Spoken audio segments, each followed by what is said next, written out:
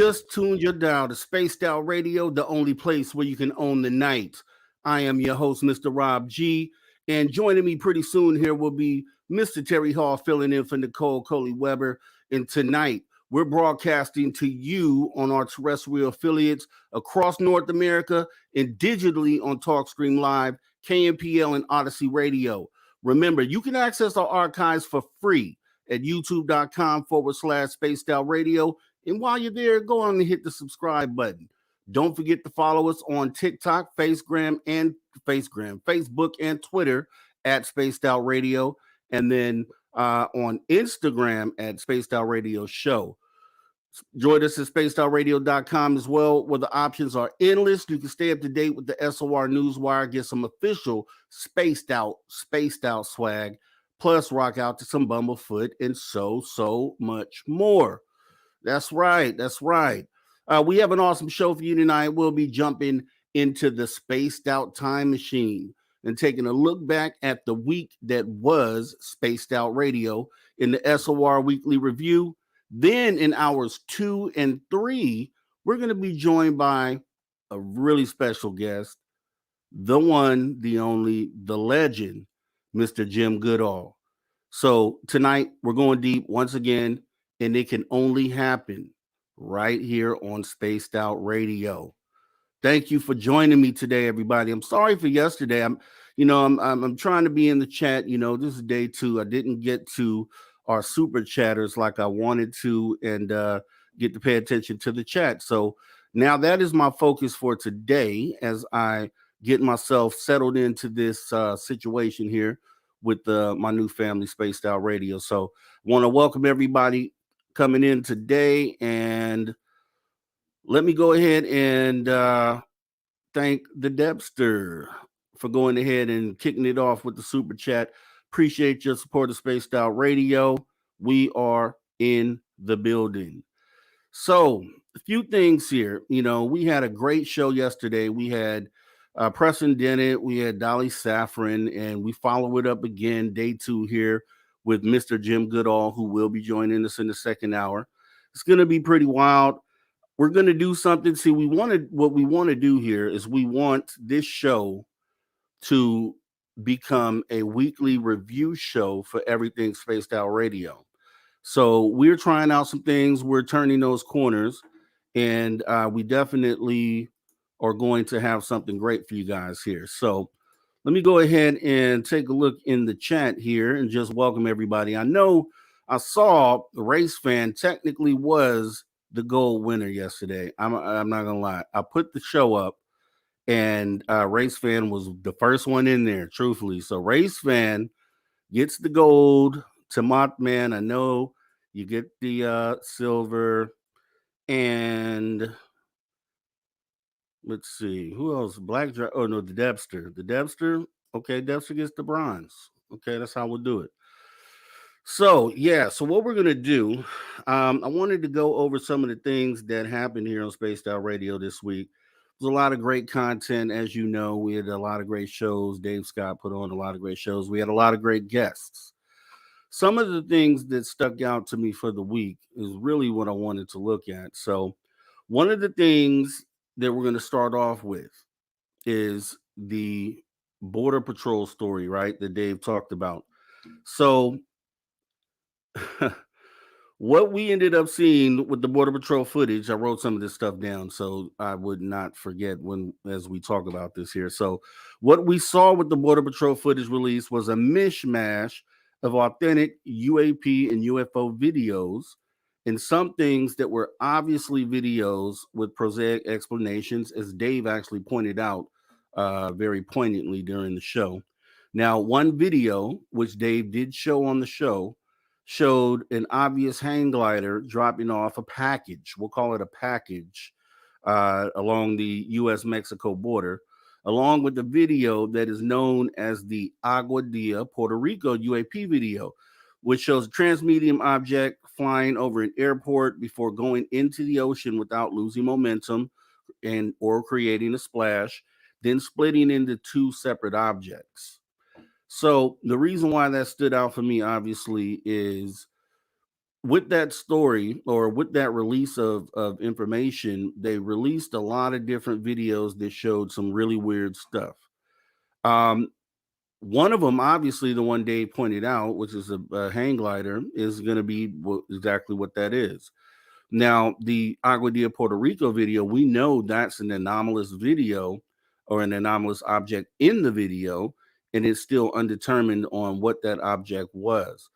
So, what would be the reason for them to release all this at one time? Now, apparently, the Aguadilla video is supposed to either be longer or a better version of it. But the thing that I wanted to point out, I mean, I think, and I believe Dave did say this during the show, is that it was something put out there to muddy the waters. Terry Hall actually chimed in on that and stated that the release was purely a way to muddy the waters, and I actually agree with Terry on that. The current effort all started with the UAP report. Now, if you remember, back at the top of this year, the UAP report was late. It was supposed to come in October of last year, October 31st, didn't meet the deadline, did not arrive until early January, right? In that report, if you recall, it was the first time that they actually mentioned balloon-like entities, okay, and then wanted to relate balloon-like entities to UAP. Then we take a step further, the Chinese spy balloon, which magically happened 3 weeks after the UAP report was released, a balloon-like entity.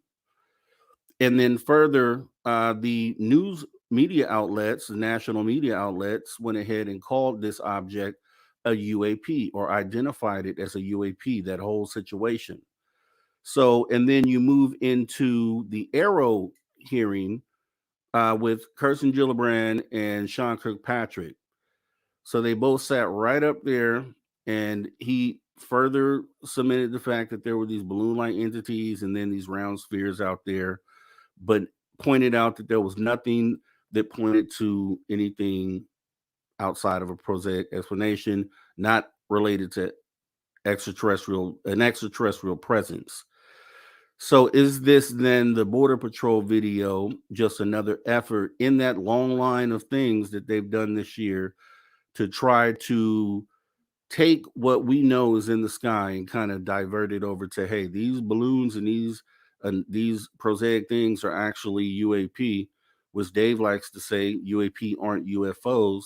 However, the broader public doesn't understand that, right? So I think that's where they were going with that. My feeling is, and that's my feeling on it, really.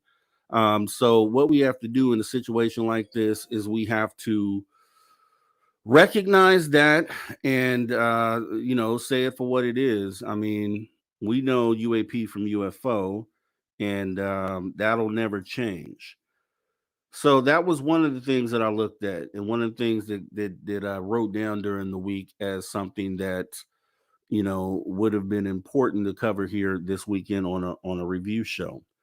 One of the other things, Tim Senor actually went on to the UFO report, and he actually discussed the potentially there being some new images of the dark side of the moon using low light cameras showing massive ice caps on the poles. Now, the question I would have, if that's true, I don't think the photos aren't out there for us to see them. So if that ends up being true, then I would wonder what else did they photograph? You have a lot of people that say that there's all these other things going on the dark side of the moon. This is somewhere that we don't get to access or get to see. So what else? What else do you think might have been going out on the other side of the moon? I'd like to know if you guys have any opinions on what's over there. There's supposed to be bases. I saw a person just recently today on social media say that, or actually, it was in the chat. It might have been in the chat from yesterday.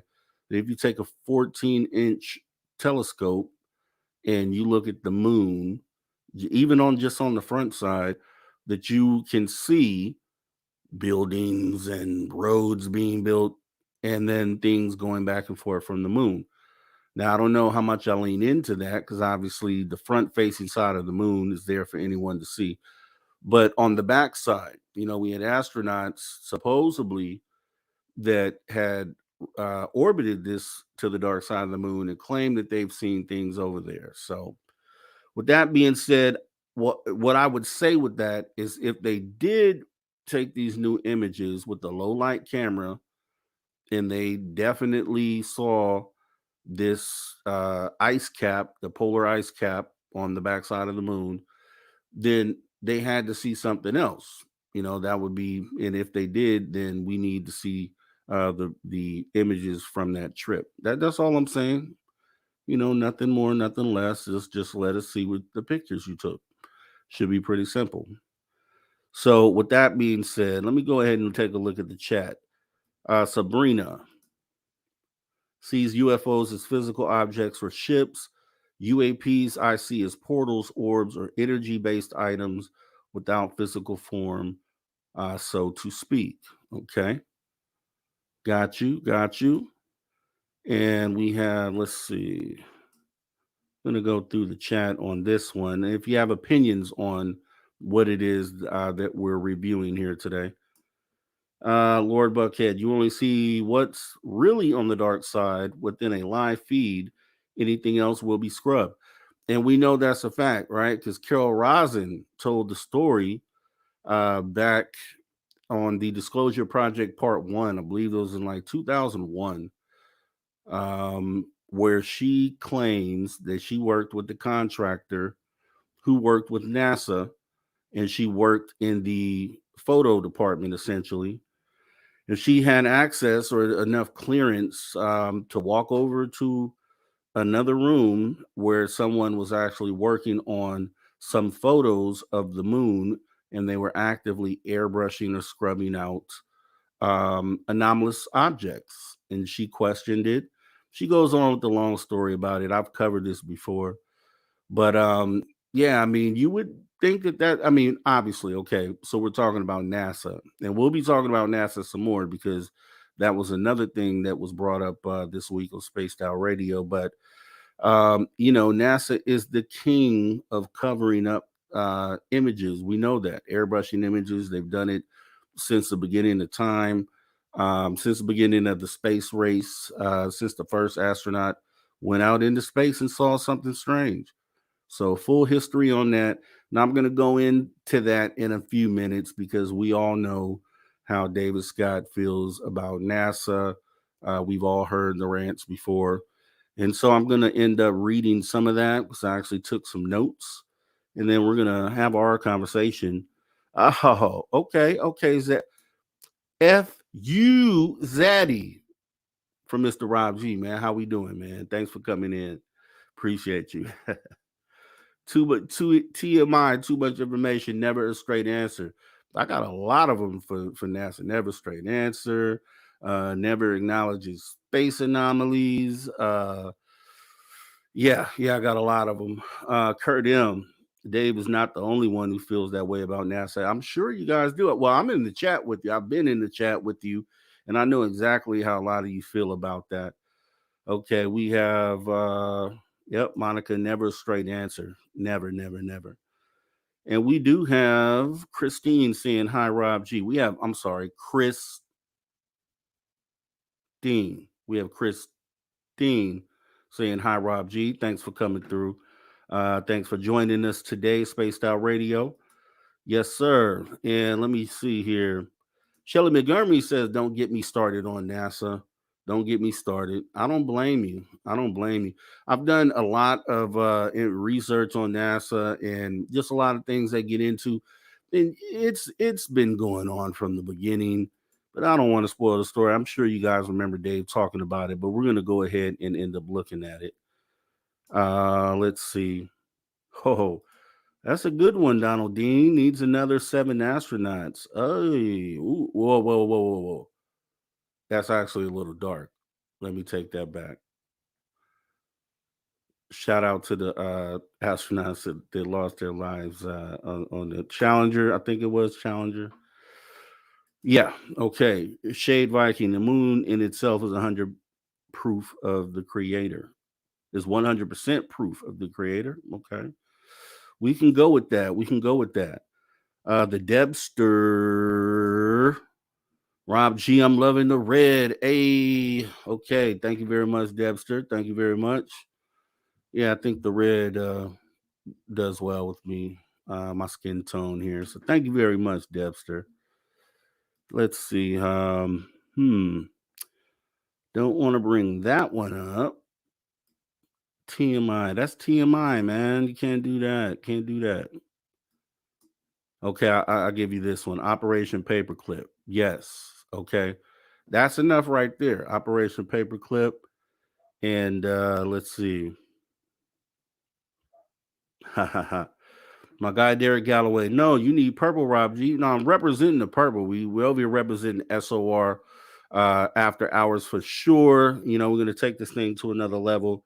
But thank you, Derek. I may end up on some purple. My team is Sacramento Kings, and they wear purple, so I might just do that. Okay, Ron J. Hey, Robert. Yup, not NASA or NASA. Nada.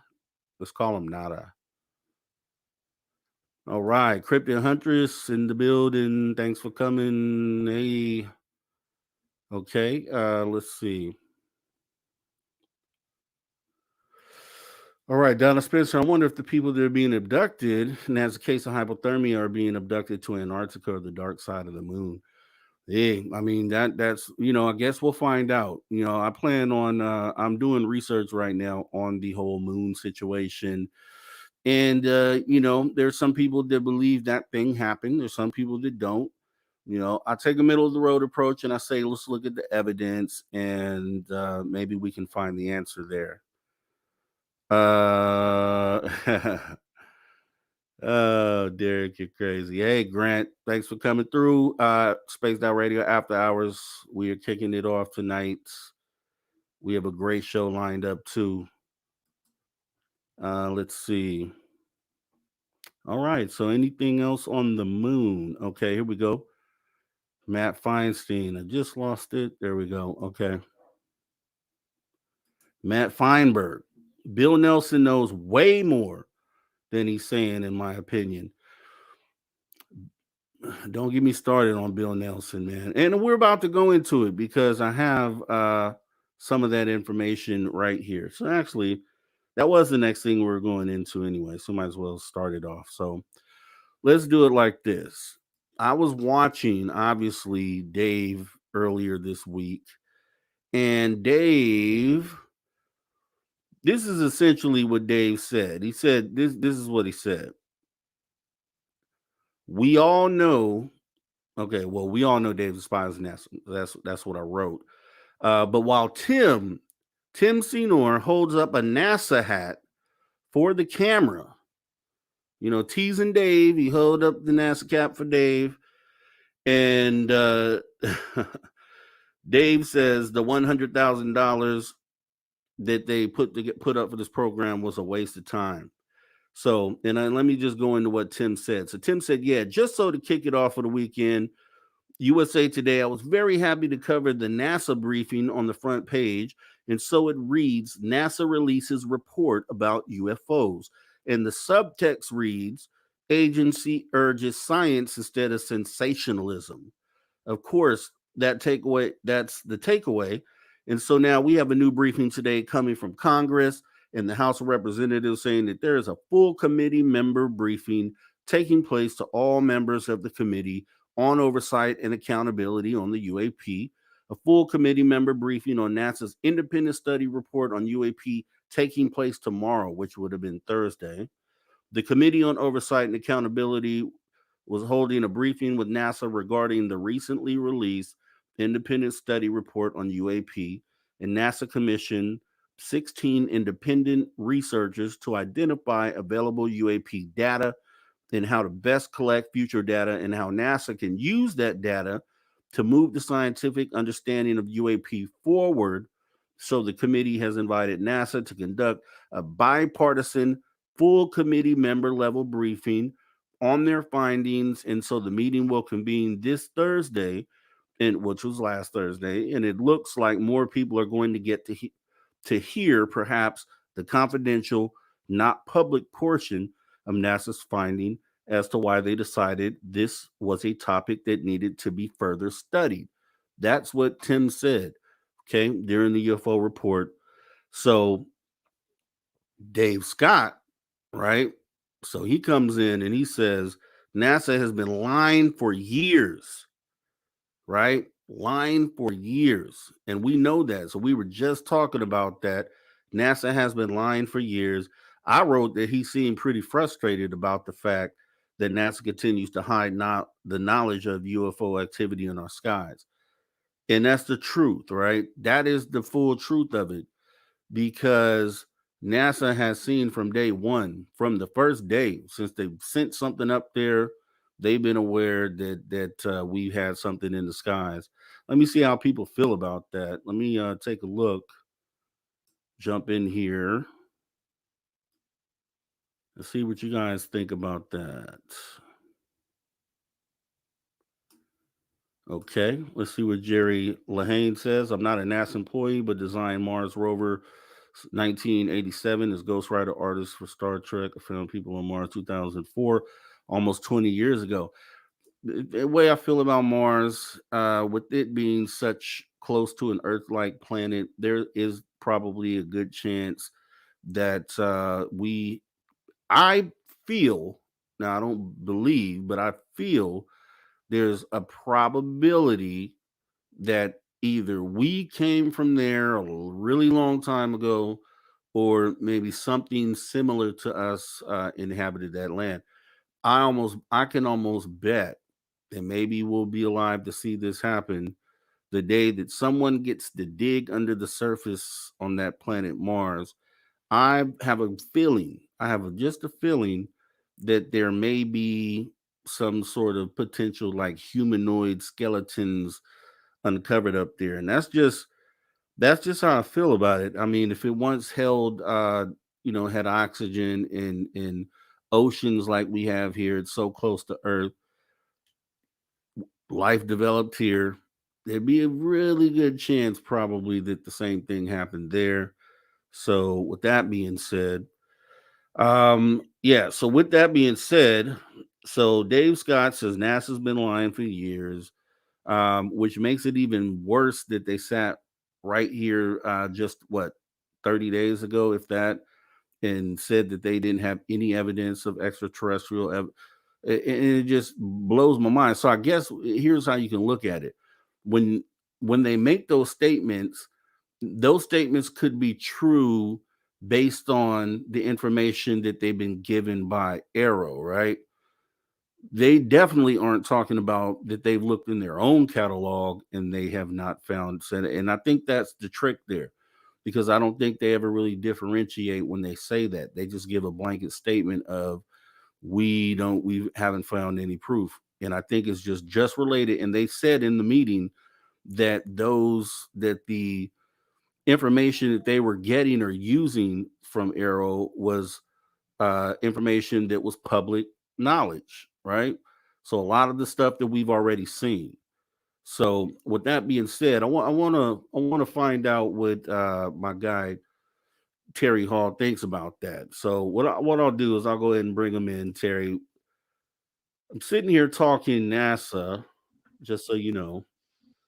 Terry Hall, I'm sitting here talking NASA, and just the fact that Dave at one point stated that NASA's been lying for years, and I was simply talking about, going over the timeline and the fact that they sat up here no less than 30 days ago and made this statement of they haven't found anything. And I was kind of saying maybe that what they were really saying is they hadn't found anything in relation to the data that they received from Arrow, which we know is all publicly available, but they definitely weren't talking about they didn't find anything related to their own database. What do you think about that?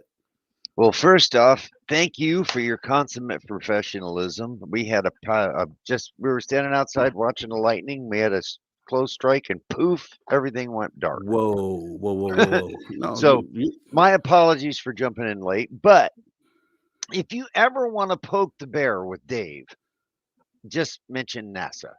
If you ever right. want to poke the bear with Dave, just mention NASA. Now,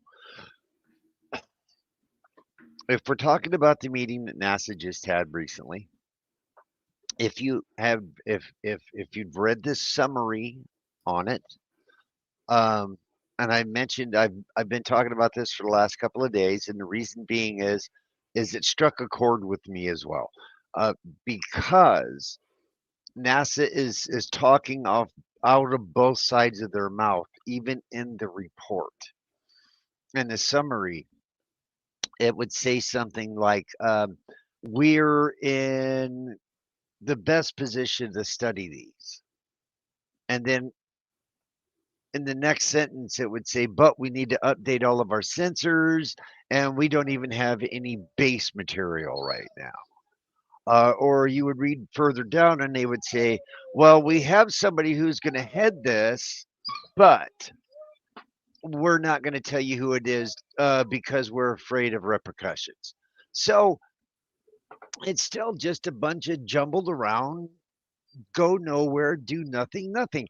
They also said they're going to have, this was over a month ago already, that they're going to have a website up. No website, it's still MIA. They're going to have MIA. the call-in line to make it easier to report on the UAP phenomenon. That's still MIA. So, and I believe it, Rob, I would believe it was about 6 months ago or so. NASA had put together this field research vehicle, right? To go out to like we were doing with the RV to the hot spots, and it just Hmm. happened here. Let's get boots on the ground kind of thing. Man, I looked at this. I looked at this. Haas. Sorry about that. My dog's a little bit wound up because of the lightning. Um, I looked at this thing, and they probably put every bit of $1.5 million, $2 million into this thing.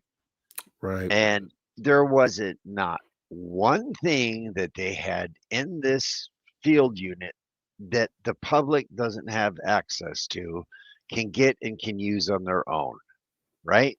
They had radar in it. Well, we can get the Kraken system amongst other systems. Richard Lang has been promoting these for years, and Richard Lang was the guy who ran the first Stars team for Bigelow when Skinwalker Ranch wasn't even in anybody's vocabulary. He ran the first Stars team for MUFON. Richard Hmm. did, and they developed something that actually is still in use today. And the more of these that they get out, the easier it is for it to track them. And so they've got these all over the United States now.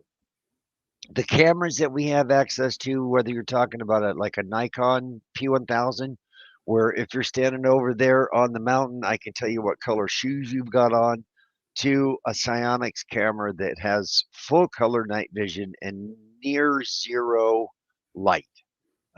You, if you're familiar with how these work, they have to have a minimum of background light, Yeah, whether it be starlight, moonlight, whatever, to get to amplify. Right. Well, with these newer systems, that light that they need, the available light needed to process, has grown to the point of where we can walk outside and not see our hand in front of our face, literally doing this, standing outside, not being able to see your fingers.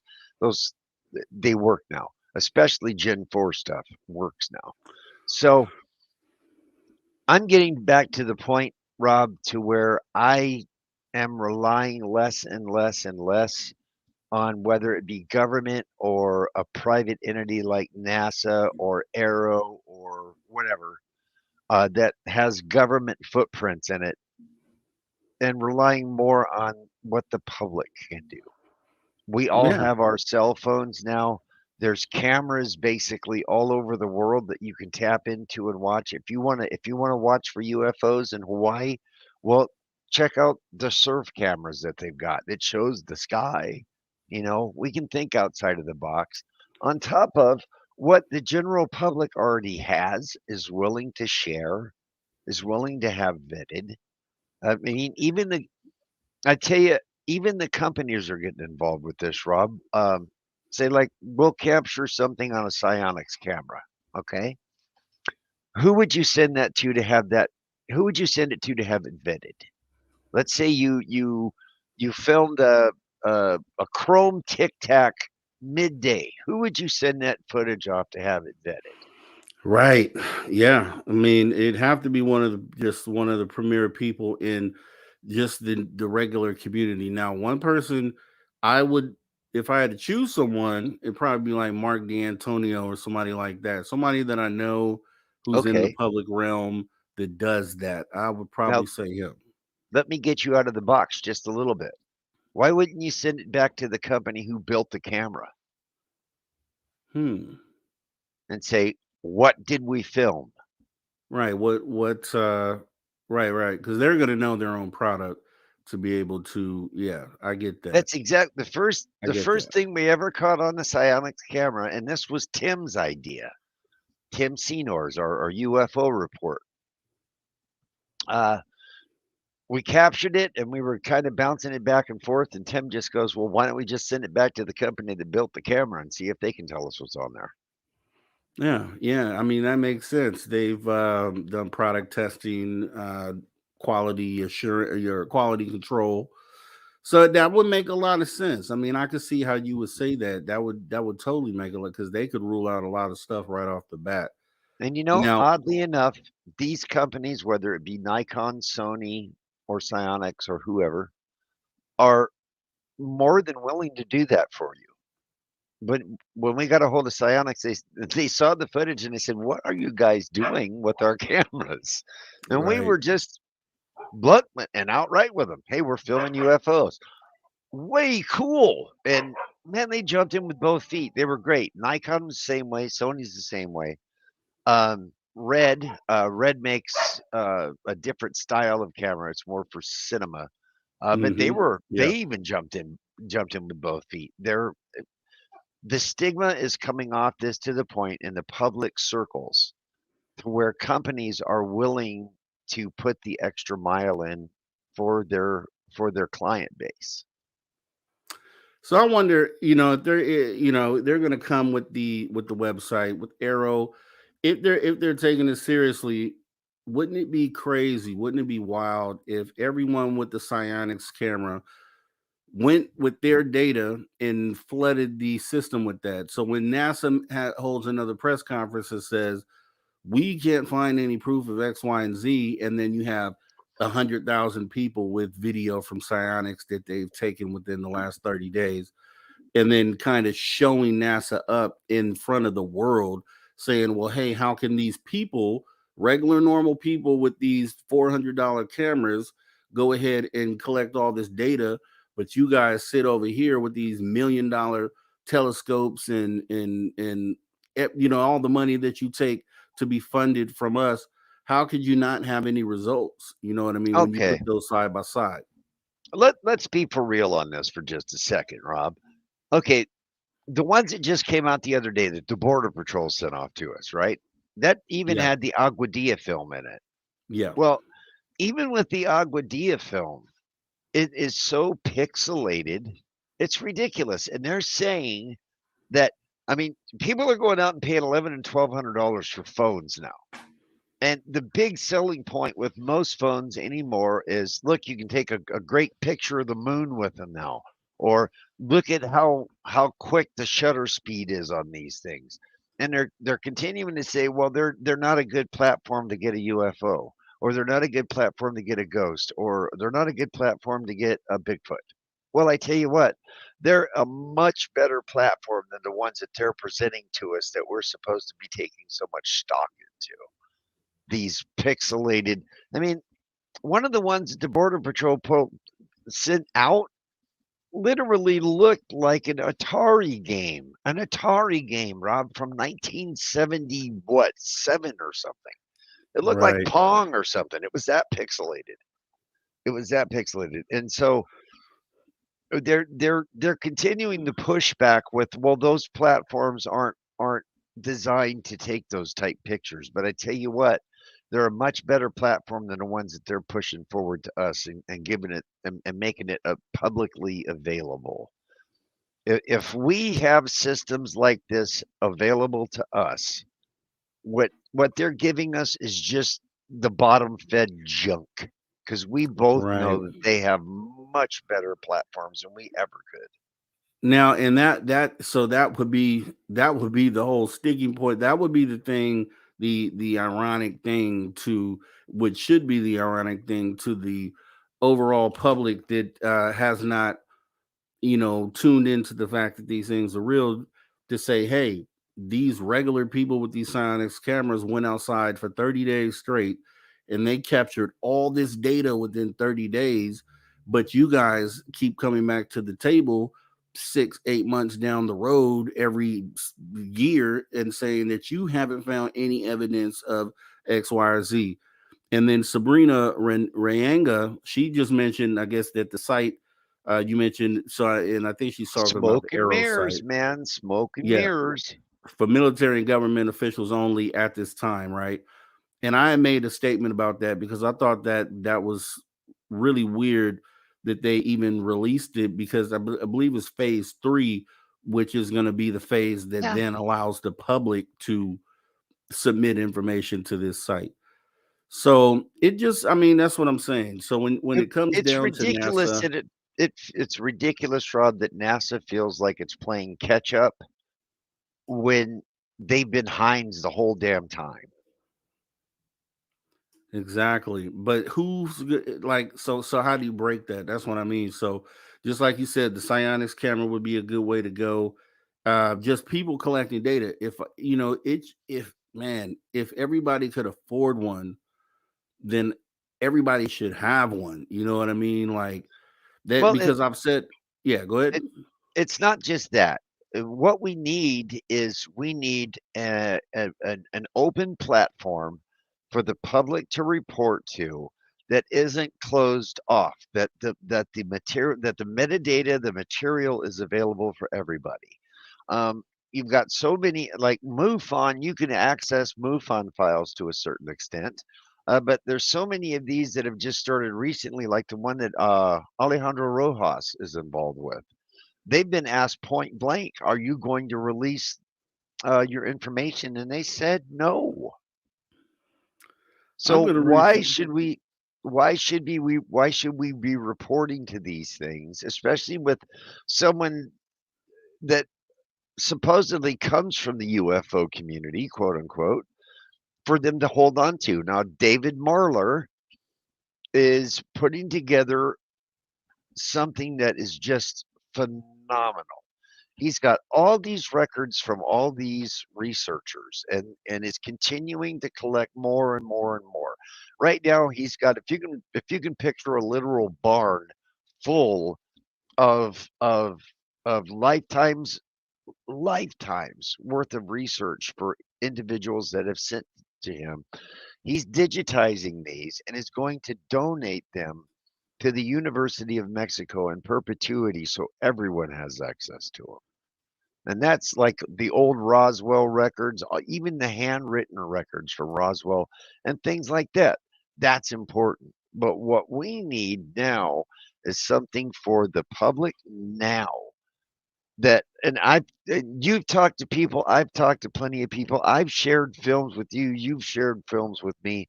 We need a place that we can drop these into, have them vetted, and and have enough empirical evidence to go in front of Congress and say, here is more than you could look at in the next 10 years.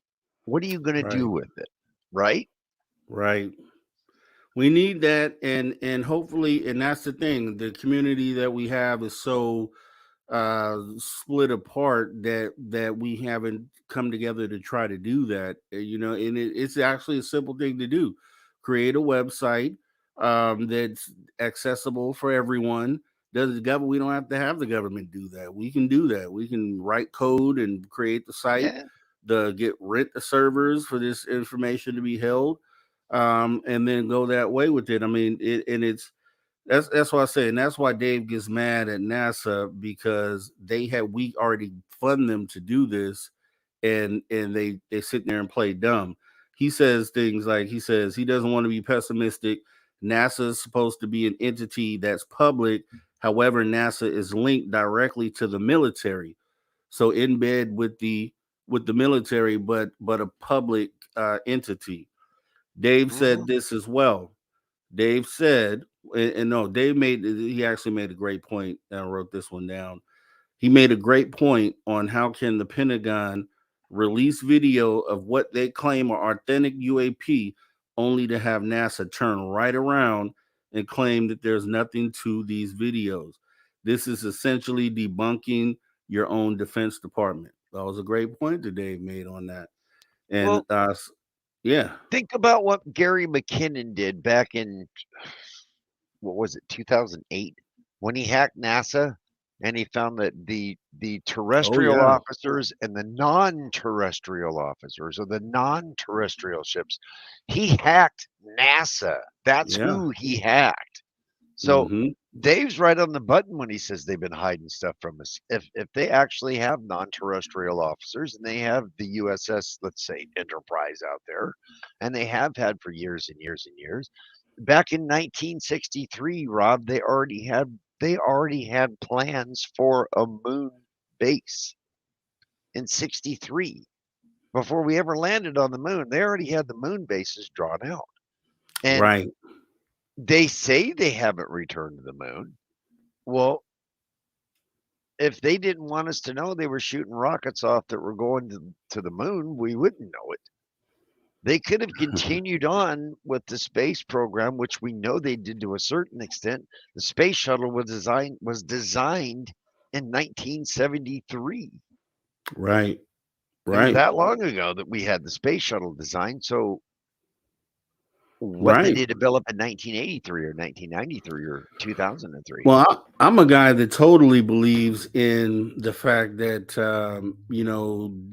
we're not always notified of the times that they launch. I'm a guy that's totally believes that. We have all these SpaceX launches, just not on a schedule, not on a calendar. They just launch, and all of a sudden, someone sees something, and they're like, "Oh, that was a launch," and it was something that wasn't previously known. So when it Oh comes no, down to people talking about secret space programs, it's not really a far off thing. So then that becomes the base on the moon, or that becomes the base on Mars that people talk about. Because otherwise, people are like, well, when would that have happened? We would have known about that. No, not necessarily. They're launching things up all the time.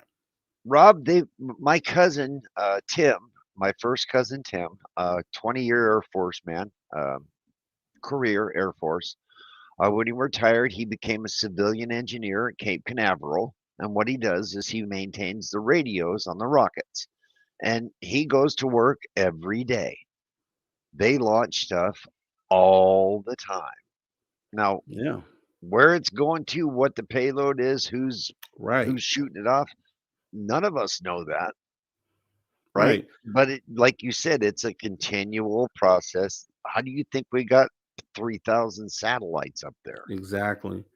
Exactly. And then there's the a lot of the times those things that they say, oh, that was a missile test, right? Hmm. Who's to say that didn't carry a payload up? You know what I mean? And that's kind of where, so when it gets into that area where you can't really, you've lost count on how many times that this has happened, man. Secret space programs can happen. There could be something on that dark side of the moon. So when Tim reported that they took pictures recently and they saw the with the low light camera and they saw the polar caps on the backside. Hmm. There's possible they saw other things too. I mean, it just lends credibility to some of the stories. They don't sound that far off when you And realize the the method to thing do is, it would be to shoot something up there. the thing is about the water on the polar caps, that wasn't the United States that landed that. That was India Right. that landed at the pole on the moon for the first time, supposedly the first time. So it's not just us anymore. Mm-hmm. We've got other, and Rob, this is what's puzzling me. The Space Force recently um, basically took over the helioscopic telescopes. And a helioscopic telescope, for those who don't know what it is what you use to look at the sun, right? Now, it used to be common knowledge that a good place to hide would have been behind the moon, the dark side of the moon, because we never see what's on the back side of the moon, right? So let's say you're ET and your place to hide was behind the moon because you couldn't see back there, right? So now you've got China on the moon, you've got Japan on the moon, you've got India on the moon, you've got Saudi Arabia on the moon, you've got United States on the moon. So basically, the back side of the Oh, we lost your audio, Terry.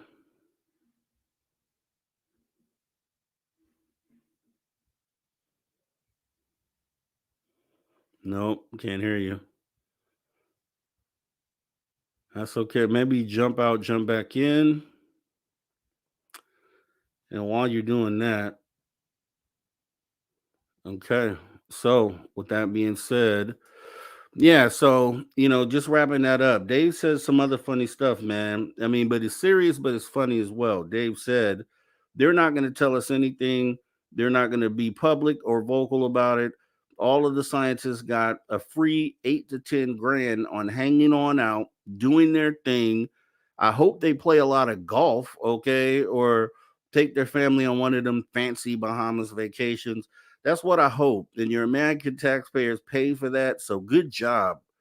But if they're anything like their NASA press conferences, they're going to be washing the questions to make sure that there's nothing hard, to make sure that there's nothing difficult, to make sure that there's nothing that they could trip their NASA tongues on. And that was just right on point. I mean, it- we, and we're the laughing stock, right? Because NASA is a product of America. So we're actually the ones that are sitting here letting them do it. And, Dave being a Canadian is able to point that out. You know what I mean? Like the taxpayers, you guys are silly for allowing this to happen. They come up with these press conferences, they make these asinine statements and just basically blatantly lie to your face, and you American taxpayers sit there and just let that thing happen. And it kind of offends me to a not Dave, but the statement, right? Because it's true. It's true. We sit right there and we allow them to lie to our face. Spend the money though, take the money, and then just like they said, they need to do more research. So they're going to take more money, and we just sit here and allow them to do it. I mean, that's silly. Welcome back, Terry Hall, to the conversation. destroying the continuity of your show this evening, Rob. I'm so Never, sorry. never. You're good. And actually, let me bring we have T Bone who dropped the super chat. Appreciate your support of Spaced Out Radio and what we're doing here. So appreciate you. Thanks. Yeah, boy. Gotta love the peoples. Gotta love the peoples. Well, as I Yeah, was saying before, I was so rudely interrupted by myself. um, okay, so can't hide on the backside of the moon anymore. Too many countries right, up there.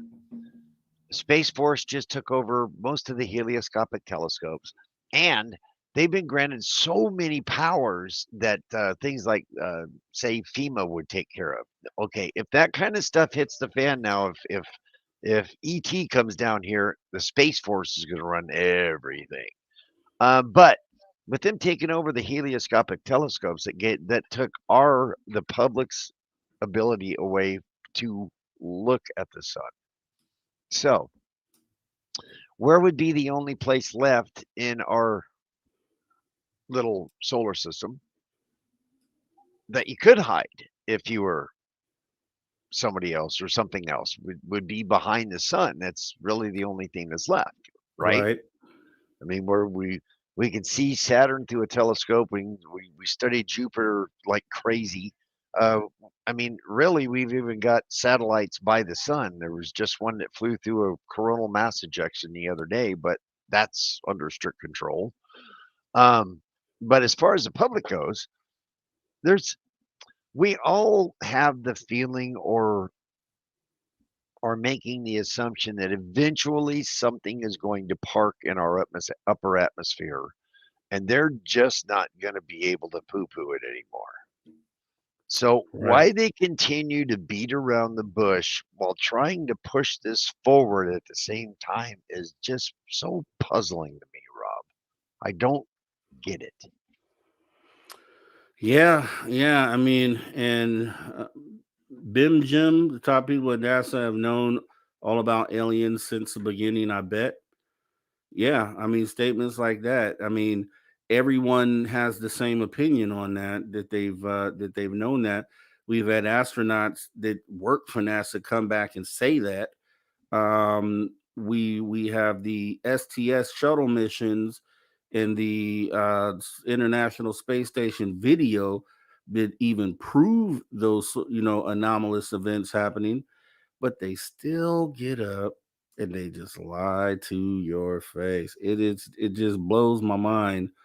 I mean, it just lets you know that that's like one of those liars. You know, somebody that you've caught in a lie, but then they still lie. Like you caught them red-handed, but they still lie. That's exactly what we're dealing with here. And Kid, why do you got your hand in the cookie jar? I was getting a cookie for you. exactly, exactly. And then those so that you're up against a stone wall, a brick wall in those situations. And that's the terrible thing. So the thing is, the problem is that the masses, we're a minority of the public, even though the stats show that over 67% of people polled believe that the government's hiding information. We're still globally the minority. And how do we get everyone else to look at the fact that our money is being wasted over there at NASA, or we're just being blatantly lied to, even though we're giving them all this money? Like, we need everybody to care about that in order for it to do that. So let me see. What does he say? Draculticon says, you're assuming that the countries aren't hand holding behind the scenes or up in. Oh, okay. No, you're talking to Tim. You I already want, know that they're hand holding behind the scenes. Of course they are. Of course they are. yeah, I mean, when they had the summit in Italy last year, it was basically a NATO meeting. Everybody right, who was member of NATO was at that UFO summit last year, or this year, as a right, matter of fact, this year. So there, if you thought you would figure that if the needle was going to be upset as far as the public goes, and they keep referring back to 1938 when H.G. Wells did the War of the Worlds on the radio, and people were freaking out about it, right? You right, tuned in late on that, and it sounded like a news show, but that was what their news shows sounded like back then. So if you didn't get the disclaimer at the beginning, you jumped into what you thought was an actual live news show, right? Right. You would have thought that if that kind of needle or if that kind of expectation were to be fulfilled, where people were going to be panicking and running out into the streets, that when David Grush was sitting before Congress and saying that we have alien bodies and we have alien ships, that that would have been the moment would happen. But Right. have we been so desensitized with movies and video games and or has this been a way since they started making alien movies about the time when we started blowing up atom bombs and we were really on the radar again, right? Right. Has it been to the point to where they knew back then and all these alien movies and War of the Worlds and this, that, and the other and Alien and Independence Day, have those all been a buffer to where so when this finally did happen that we would be so desensitized to it that it really was just be like Mm. another some like somebody putting another potato on our plate? Oh, that's a great question. That's a great and a great way to look at it. I hadn't really thought about that in that way. Man, that's actually pretty heavy, and that could be the case. I mean, I don't know. That's good, Jeff. You got me thinking, Terry. That could be the case because that would be the perfect plan or the perfect plan to do so. And we know that they do reverse psychology and all sorts of things, all sorts of experiments with the public as far as that goes. So I don't know, Terry. I mean, you got me right there. You got me. Well, look, Rob, we know that for every star that's out there, it's got some sort of planet around it. Now, if it's in the Goldilocks zone, if it holds water, if it's an Earth-like planet, whether it be 20 times larger or the same size, we know that those kind of planets that can sustain life are out there now, right? Now let's stop With real quick. The Debster, before we go to break, Debster says no. There's a big difference between being told there's aliens and an actual alien invasion. We are not desensitized at all, in my opinion. If that was, was that for us, Deb? you know Um, what, Deb? No, now that's a good point though. But we are desensitized to it to a certain extent because let's say that let's just pick a random country and we'll use Canada for instance, okay? Because Canada is one of our allies, okay?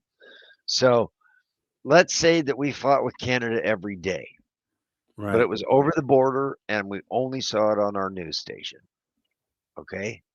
Imagine that compared to Canada is over the border now and it's in your face up close and personal. So being told that there's aliens is one thing, but having an alien up close and personal is altogether different, Evan. I think that's where the distinction lies between the two.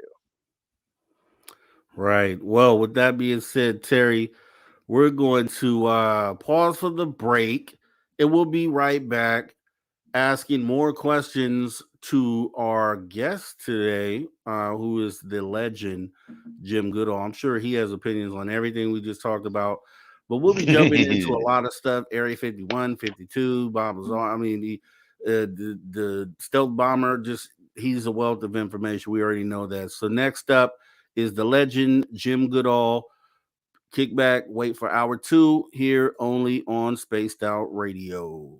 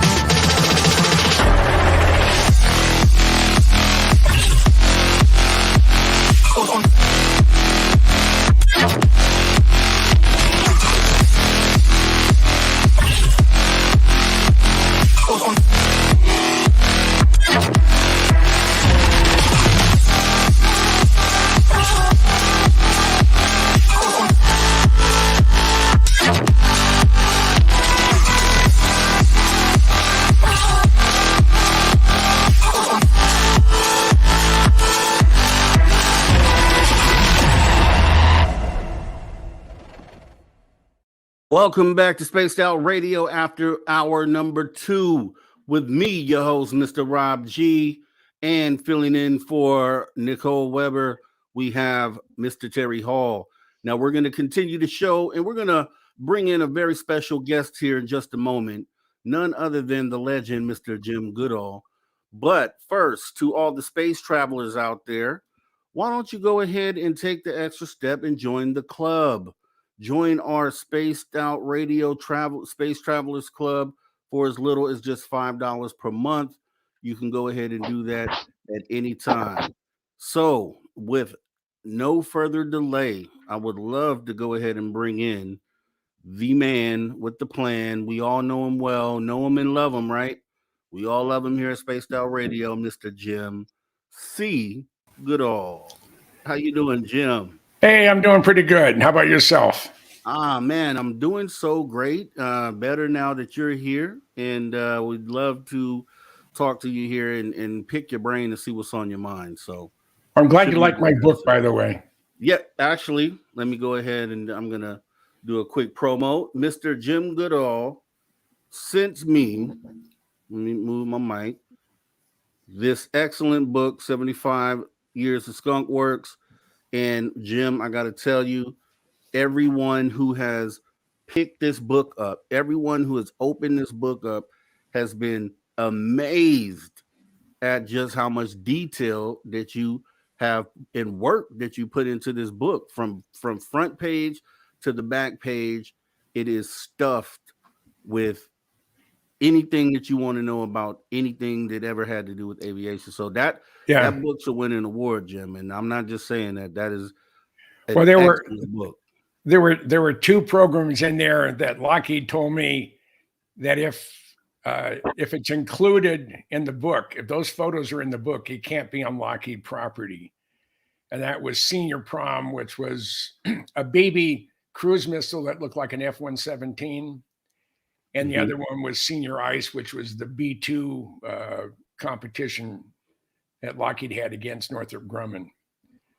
So were those like technically still, I guess in their term, classified secrets for as far as Lockheed goes? As far as Lockheed goes, correct. Okay. Even though, I mean, I've had those photos in Aviation Week when I first got them. I got them from Ben Rich. I mean, I keep going back to my friend Ben, but this was shortly after he retired. I was at his office across the street from the Burbank production facility. And we were talking, and he gave me a box of slides. And on the outside of the slide, it said unclassified. And he said, "There's nothing classified in this thing, but do me a favor. Don't publicize them until I've been dead for at least 5 years. This way, if they dig me up, I'm too rotted for them to do anything bad to me." So one of these days, I'm going to get Jim to come up to McMinnville and take me through the Evergreen Museum, because we actually have an SR-71 there. Yeah, and I've sat in the cockpit, Jim, but we've got rockets and stuff over there too. So I'm gonna have you hold my hand and just teach me. Well, you know what I'd like to do, but it have to be up to the museum people. You know, they've had SR-71 pilots. Those are just drivers. You know, they're not, they don't know the history of it. You know, they don't know all the ins and outs of the development, flight test, the cause of some of the losses, what the full capabilities were, because they exceeded all the full capabilities, during flight tests, both on the A-12 and the SR-71. And I don't know, I'm amazed at the limited number of people that would like to hear me talk about the Blackbird, or talk about Area 51, or talk about my friendship with Bob Lazar. I mean, it goes on and on. Yeah, and you were just, matter of fact, you were just here in Oregon not too long ago. Yeah, May 24th or 25th, I was through the area. My brother lives in Crum. It's the eastern suburb of Portland. Gresham. It's Gresham, Wisconsin. Chris Gresham, Oregon, not Wisconsin. I don't know what the hell. Jim, my other house is in Oregon City. You were that far away from me. If I would have known that, I would have took you to lunch. I didn't know you were that close. I'm Christine wants to know, am I east or west or central? I'm in Arizona. We don't go to daylight savings time. So right now I'm on West Coast time. And on November 7th, when we go back to normal time, or if you want to call anything normal nowadays. Right. I've got to argue that one. I'm mountain time. I've got to argue that one too, Jim. You're universal. You're international. Belize, all over the country. Stick him in his Corvette and he'd go to the moon, for goodness sakes. And the thing that's really amazing, I have, for those who don't know, and I bring it up as often as I can because it just tickles the hell out of me. I have a 2010 Grand Sport Corvette, and I bought it for all intents and purposes on New Year's Eve of 2016. Next day was 2017, and that's the day I bought it. And it had 21,727 miles on it. I just rolled over on my road trip 101,000 miles. Jesus. So, yeah. And the thing that cracks me up, now I leave my gas mileage and my average speed, when I go on a road trip, this was 5,260 miles. And my average speed was 67.4.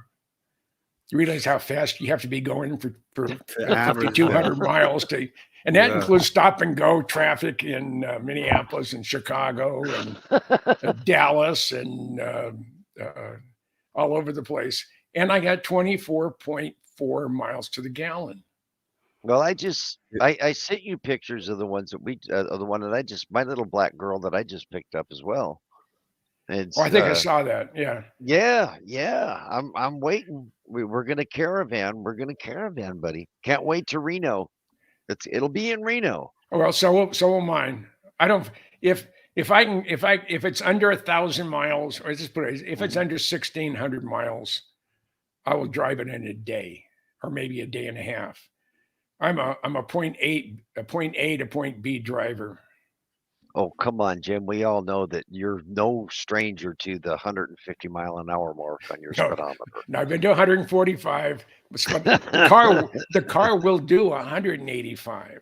Mm-hmm. I don't have the cojones big enough to do that yet. Well, gee, funny enough, it's oddly enough that you have that very specific number that you know the car will do that fast, Jim. No, they had a road test in Car and Driver, a road and track, off the showroom floor.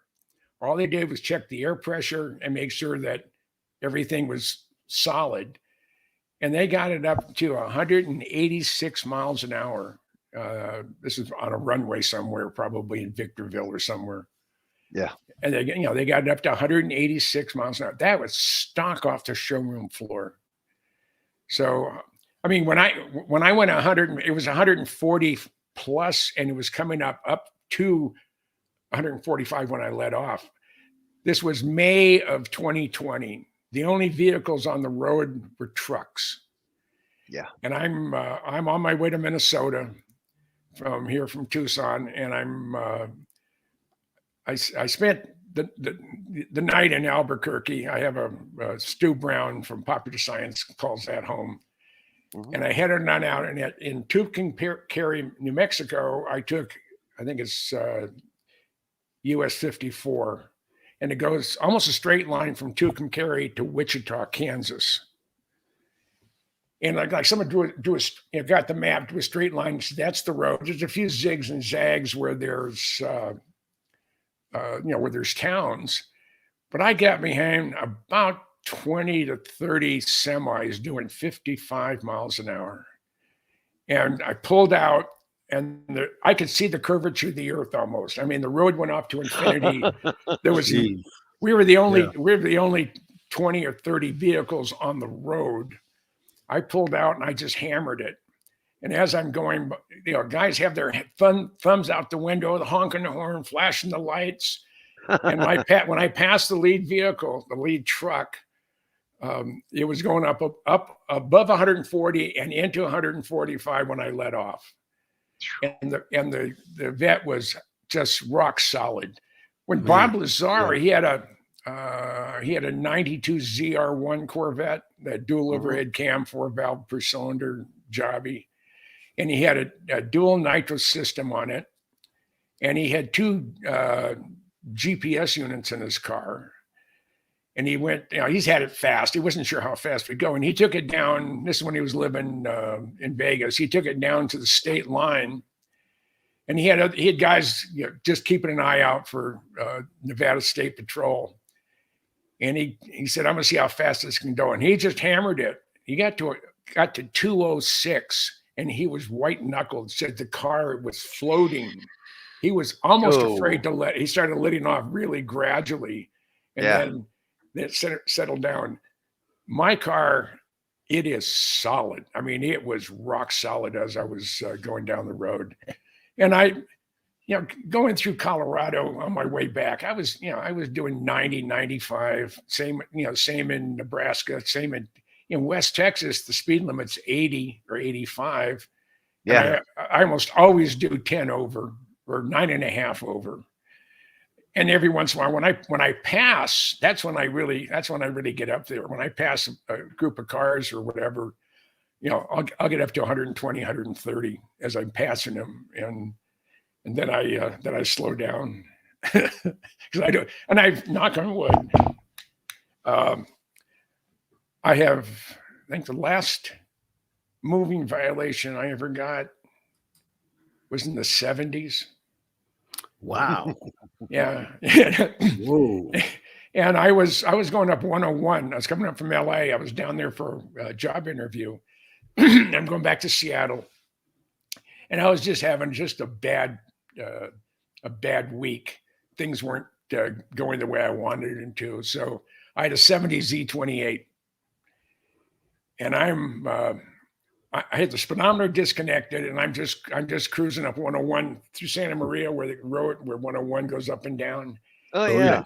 And I told my buddy RB, I said, the way my luck is going, I'm going to come over one of these rises, and I'm going to see the back of a Dodge Polara that says Highway Patrol. No sooner said than done. I came over and I see Highway Patrol. I hit the brakes. I went flying by this cop, and I just went over to the shoulder. To the shoulder? Yeah. And I'm sitting there. I have my driver's license, my insurance, and my registration, and the CHP guy comes up and he said, "Guilty conscience?" I said, "Yeah."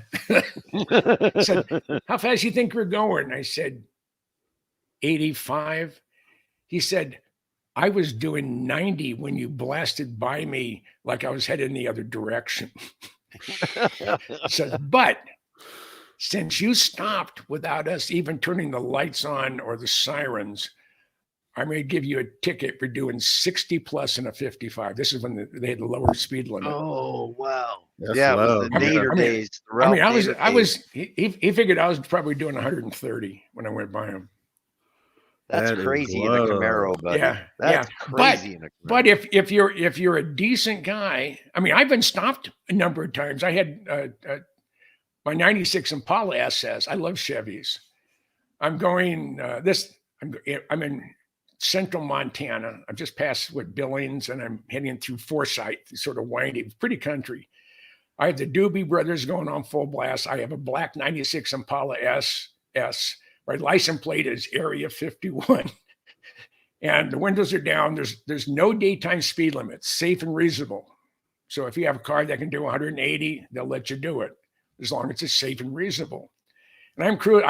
I had it souped up at Doug Rippey Motors in Dassel, Minnesota, a couple of years before.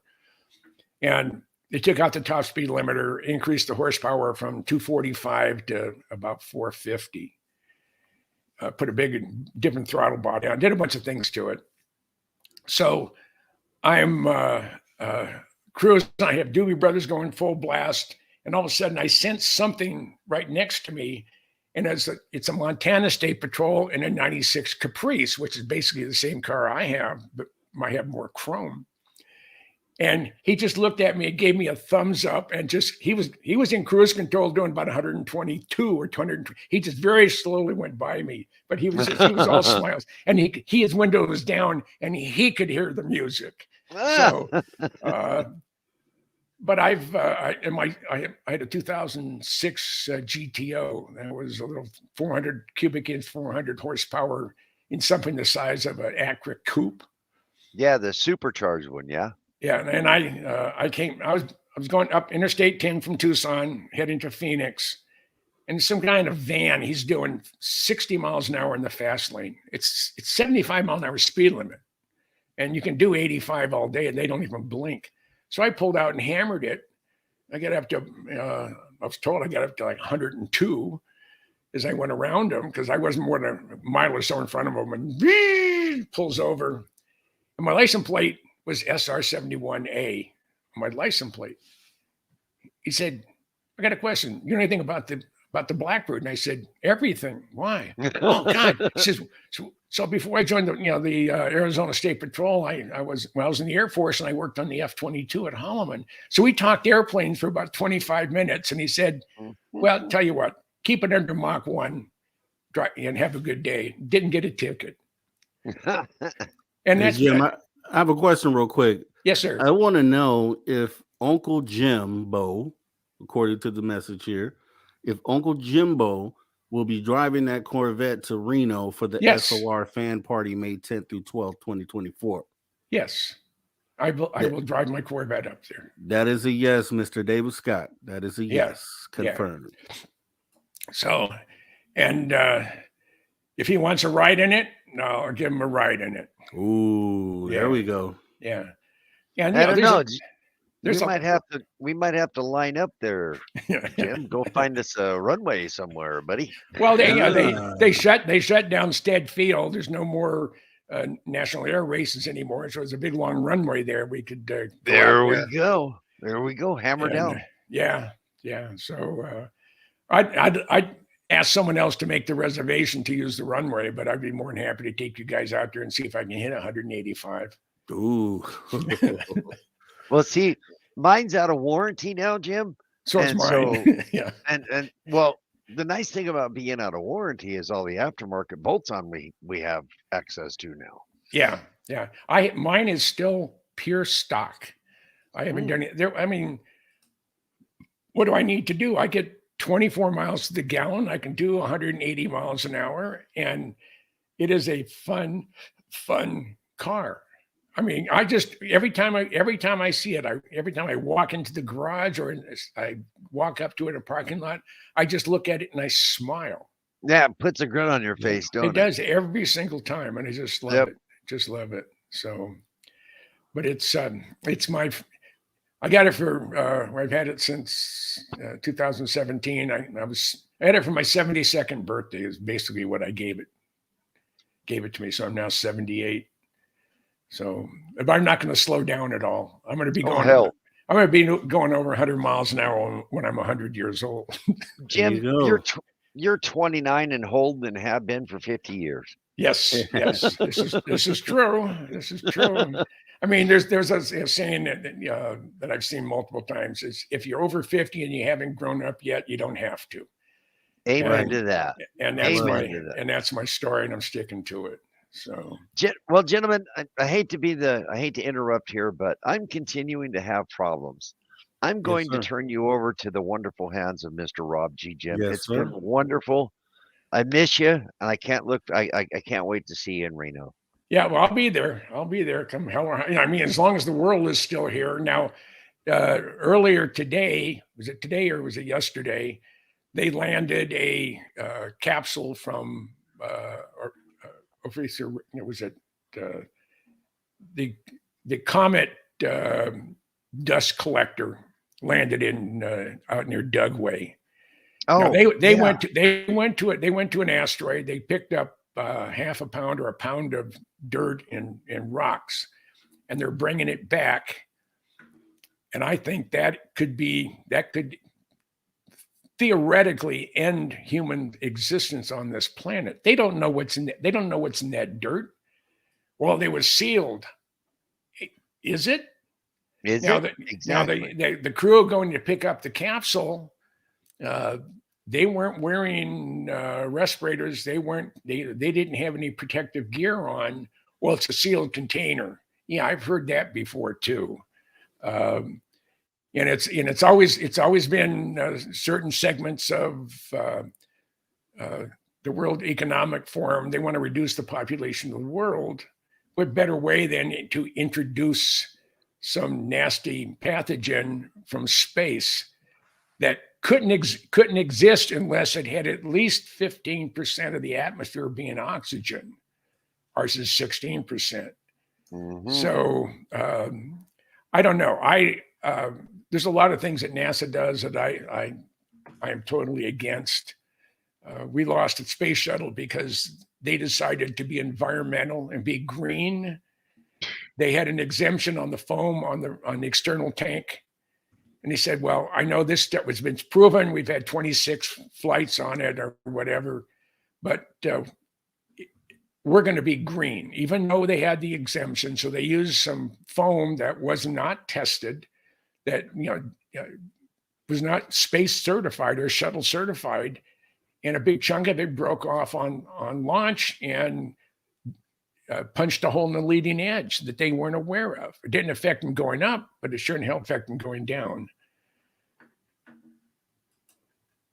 And, well, I tell you what, Rob, that is a perfect place for me to exit stage left. Have a wonderful rest of your evening, gentlemen. Yes, sir. Yes, Thanks sir. You again. take care, Miss Terry Hall. Thanks for coming through and helping out with the co-hosting duties. And I'll see you soon, man. You have a good one. All right, Mr. Jim Goodall. So, yep, Mr. Rob B. Yes. Hey, check it out. I mean, like I said, I was just saying, so that book was so excellent. Everyone that I've showed the book to, they just died over it. They just could not just fathom that there was so much data and information in there. And I recommend, I'm going to show it again because I think everyone out there, if you don't have this book by it's behind Jim me Goodall, too. Yeah. You need to go get this book right here. Look at this, is a really thick, well-made. It's 5.5 pounds. It is 384 pages, 1,298 photos, and about 60,000 words of text. And Jeff Babion, who is he's now retired, but he was the vice president, general manager of the Skunk Works. He was the head skunk. He said he had two treasures in his man cave that no one could touch. My Blackbird book, which is the one over here, this one here, and my 75 years of the Skunk Works, which is this one. Plus, I got letters and emails from Sherm Mullen, from Jack Gordon, and one other, I think it was Rob Weiss, said the same thing. That is, those two books are their two favorite books. So I'm very pleased. It's a 20-pound book. It is it's 5.5 pounds. So it is, but a 5.5 pound book feels like it's 20 pounds. You're carrying it around. Jesus. Yeah. So no, great work on that though. I mean, it's so detailed and how many pages you say it was? 300, over 300, right? 384. And every page has something on it with information, data, photos. That is just, look, I've been over backwards to give you props and credit for that book. It's the best book I've ever seen. It is not just because I'm sitting here with Jim Goodall. It's actually like one of the best books that I've ever held in my hands. It reminds you the quality almost like an encyclopedia. And essentially that's what it is. It's an encyclopedia of aviation history and facts. So everyone knows that you have dealt with the SR-71 and that you're an expert on that. I know one thing that we didn't get to talk about when I interviewed you last, we never got into the nuclear sub. Oh, that's my newest book, comes out in November. And it is the one right here. This one right here. Okay, Nautilus to Columbia. Yeah. So I cover 227 nuclear powered submarines built or under construction for the United States Navy, from the Nautilus to the Columbia, which is going to be the replacement for the Ohio boats. I've been in 21 nuclear-powered submarines. I've been to 400 feet deep in a nuclear-powered submarine. And once that book comes out this November, I'm going to send my new request off to Navy that I want to be on. I want to take a ride on a Virginia-class fast attack that is just leaving overhaul at Puget Sound Naval Shipyard there in Bremerton, going back to Pearl Harbor. I think the transit usually takes 7 or 8 days. They will go to test depth, which is like 1,200 feet. They will do at least 1 or 2 emergency blows, and there'll be they're going to check out all their systems. They may shoot some water plugs out of the torpedo tube to make sure they're working, but they'll go through. They have a whole list of stuff they have to do, and they'll probably go out and do what they call angles and dangles first, and then come back, drop what off. Is that? Well, they do it on the Ohio boats, and I'm just assuming, again, I don't know for sure, I'm just assuming they would do that on any submarine coming out of overhaul, where you go out with contractor crew on board. They'll go down to test depth. They'll do a number of things to validate that those systems are working. There's no leaks. The sub didn't implode, and all is well. Then they'll come back into Discovery Bay, which is right at the entrance to the Straits of Juan de Fuca, which goes out to the Pacific from Puget Sound. In the movie Crimson Tide, where they're going through when they're up there, Denzel Washington and Gene Hackman are up there, and Gene Hackman gives Denzel gives a cigar, and the guy doesn't smoke, and he lights it up and says, "This is the last time you'll breathe polluted air." And I've been up in that same top of the Fairwater and look behind me, and knowing that there's probably in the neighborhood of 100 hydrogen bombs on that sub, because they were going out and patrol. They go out, do their thing, and then they come back and drop off civilians and non-crew members. But I want to be able to go on a Virginia class sub, and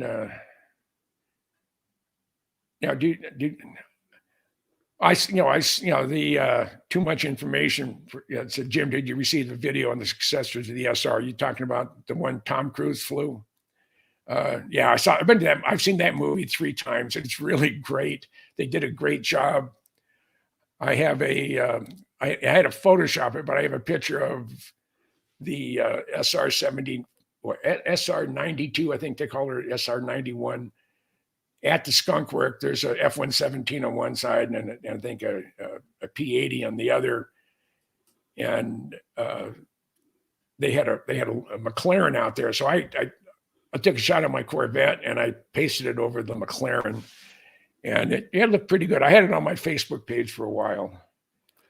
Okay, and Zaddy, just so you know, I have put your question and was saving it for hour 3. So I did check it, and we'll be asking that for sure.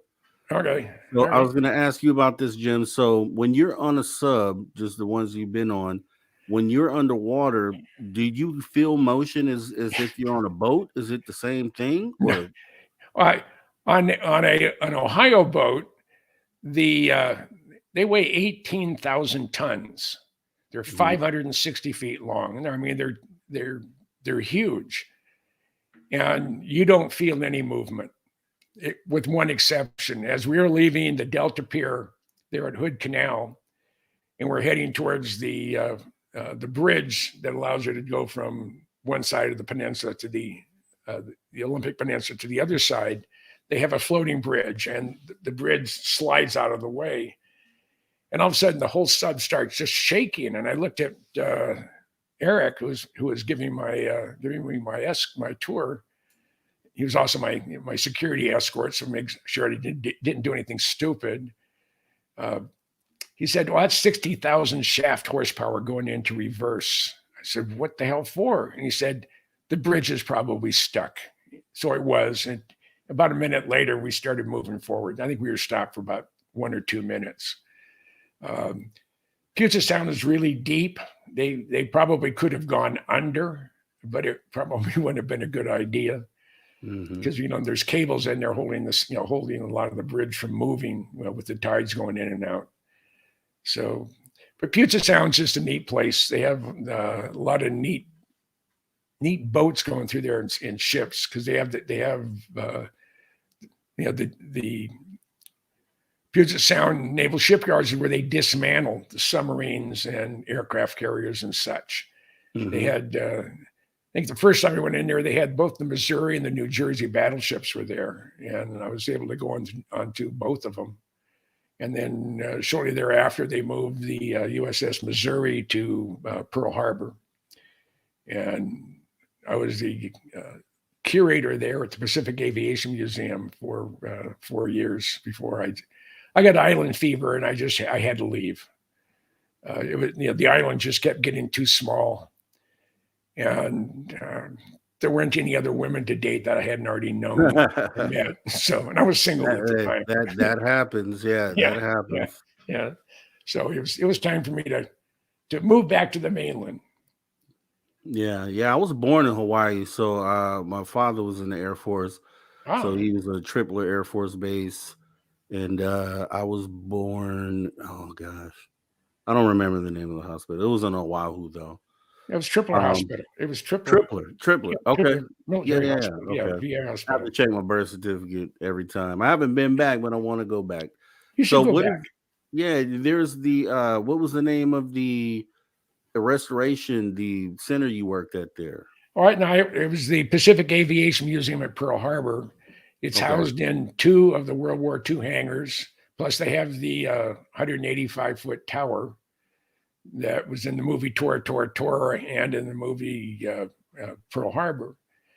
And they, when I left, we had 60 aircraft, 60 plus aircraft and tons of artifacts. In buildings in hangar 79, where I had my office, there's still bullet holes in the armored glass. That's the glass with the wire, the wire in it. I don't think they use that anymore, but it doesn't shatter. And since it was just a small hole, they left about half a dozen glass panes in the doors from the attack on December 7th, 1941. And it's just, and I have a friend of mine in DC named Jim Stevenson. He's also a writer, and he's a Pearl Harbor nut. And I had we had one of the glasses break, one of the panels fell out, and so I had a piece of the glass with part of the bullet hole on the edge, and it wasn't going to be put back. And I sent him a picture of the window, the hangar door, and the piece, and sent it to him. And he said, you could have sent me a bar of gold, and I wouldn't have been happier than getting that piece of glass with the photo to go with it. So yeah, definitely. Yeah. Now let me ask you this, because I know I kind of went that way with the commenting on Hawaii, but I had a couple other questions about the subs. As far as I don't know, how if you have an answer to this or not, but at as far as these nuclear subs, do you have any idea of how many are out there at any given moment, as far as a rough estimate? Or there are always an Ohio boat in the Atlantic and in the Pacific. Plus you could launch all your weapons from either Bangor, where the Ohio boats are, the ballistic missile submarines, or from Kings Bay, Georgia, where the Atlantic coast Ohio boats are stationed. And you can hit, I got the hiccups. You can hit every single target in China or Russia without ever leaving the port. Jeez. And I got to get some water here. Yeah, go ahead, take your time. When an Ohio boat's on patrol, there's only 3 people in the world knows where it's located. It's the captain, the XO, and the navigator. The president doesn't know. The secretary of defense doesn't know. The chairman of the Joint Chiefs doesn't know. Chief of Naval Operations doesn't know. He's in 150,000 square miles of northern Pacific Ocean. And they just go at 4 knots. They're usually at about between 400 and 600 feet deep. Depends. And they're just doing 4 knots, and they go this way, and then they come back, go this way, they go this way, and then they go up and down this way. Every day, and sometimes multiple times a day, they will stop over a point there somewhere in the Pacific. There's multiple places that, and I don't know how they find this beacon, but they'll go right over it, and they'll upgrade they'll update their inertial navigation gyros. And what that does, every time you update it, it reduces the error rate down. Each time you update it, the error rate gets smaller and smaller. So when you go out, maybe you're going to hit your target plus or minus 500 feet. Okay. Now but we're dealing with probably a 275 kiloton nuclear weapon. So close counts. 500 feet is right on the button. By the end of the patrol, they're down to less than 1.5 meters. So we're looking at 5 or 6 feet. So they've reduced the error rate from 500 feet to maybe 50 feet at the end of their patrol just by updating the INS package. And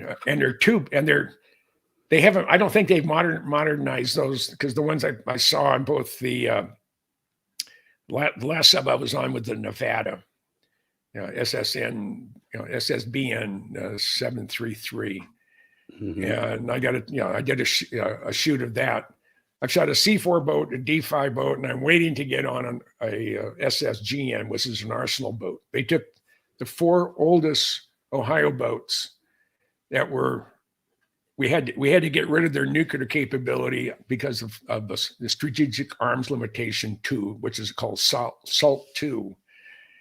And they took the 4 oldest ones and they converted them to arsenal boats. Each one of those subs, when they go out and patrol, will carry up to 154 cruise missiles in their launch tubes. Jeez. And those things can hit within 1 meter of where they're going. And right now, all the cruise missiles used on the Ohio boats, on the arsenal boats, the SSGNs, they're all non-nuclear, but they can really cause a lot of hurt. When North Korea, when the Short Nork was going nuts about rattling his saber, they actually moved the USS Michigan. They moved it from Bangor in Puget Sound, and they moved it to Guam for over 800 days. And on at least one occasion, it surfaced in international waters off the coast of China and off the coast of North Korea, just to go, because they don't have the ability to find them. They say, well, North Korea has submarines. Yeah, that's like the Chinese have submarines. When they start their ballistic missile submarine, I think they have one. They may have 2 of them now. Our listening posts in the East Coast can pick up the noise. Sound travels really, really fast in water. Yeah, I think it's 5 or 6 times faster. The speed of sound's faster in water than it is in air. But they don't have any anti-submarine warfare capability with ASW. They don't have P3s or the P8 Poseidons.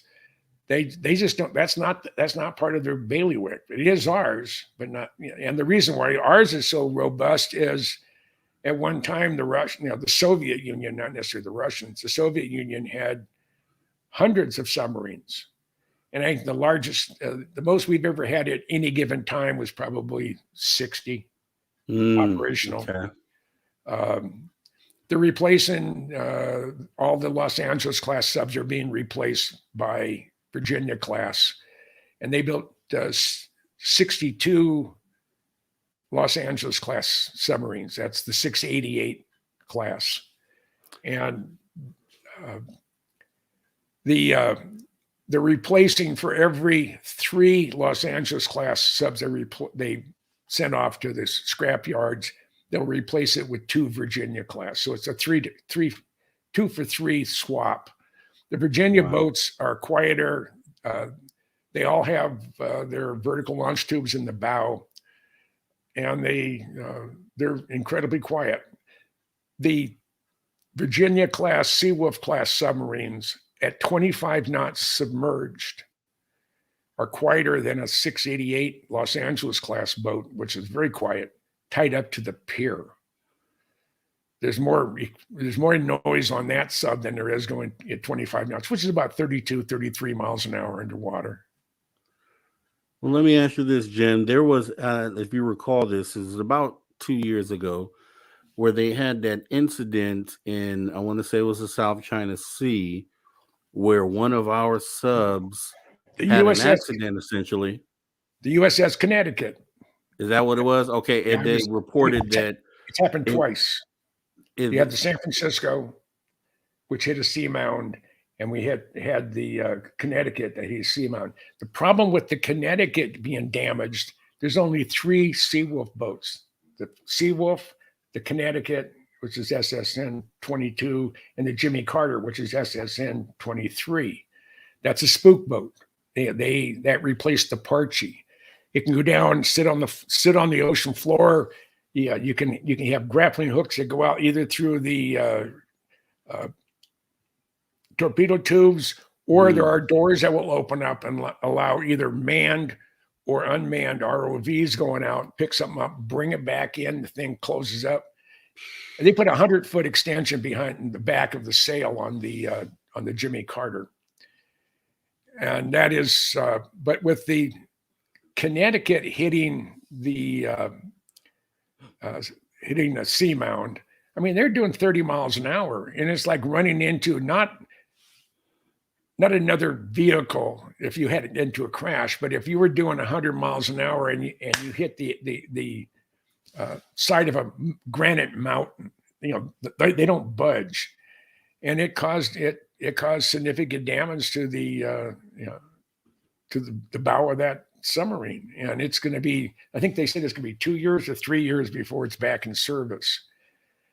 Because a lot of the stuff that was, that's in the sonar, there's 3 of them they built. They probably have a spare or have parts to repair them, but I don't know if they have enough parts to replace one that's been damaged. So it may get a new uprated sonar that they're going to use on the Columbia class. So generally, how long do these stay under? On a mission, on a dedicated mission, how long do they stay under? Now the fast attacks, they'll do ports of call. They don't stay under the whole time they're out, and they could be gone. If your dad was assigned to one of the submarines there, one of the fast attacks there at Pearl Harbor, he could be gone for 5 months. He's not underwater that much, but he's all over the Pacific Ocean. The Ohio boats, the Fleet Ballistic Missile submarines, they can stay, and same with the Los Angeles class and all the submarines, nuclear powered, they can stay underwater indefinitely. They can make water and they can make air indefinitely. Wow. The only factor is food. We haven't we haven't gotten to the Jules Verne's 20,000 Leagues Under the Sea, where they're going in and harvesting food off of the ocean floor, but it's possible they could do that. So you're limited to the food supply. If you see a picture of a galley on a submarine and they have fresh lettuce and fresh fruit in there, and they're out on patrol, they haven't been out more than 10 days. At 10 days, all the fresh vegetables are gone. And when you come onto a sub at the beginning of a patrol, whether it's an Ohio boat or whether it's one of the fast attacks, you say to yourself, last time I walked down here, I must have grown because I'm closer to the ceiling. So what they do, you have your gallon cans of food. They put them on the floor, and they have special platforms that go on top of them. So all of a sudden, you've just raised the floor 8 inches or 10 inches, however high the cans are, 'cause they're all the same size. And they do that through the whole sub. So, and as they need it, they'll lift the floor panels off, and they'll take all the canned goods and bring them into the storage area. But the other thing is they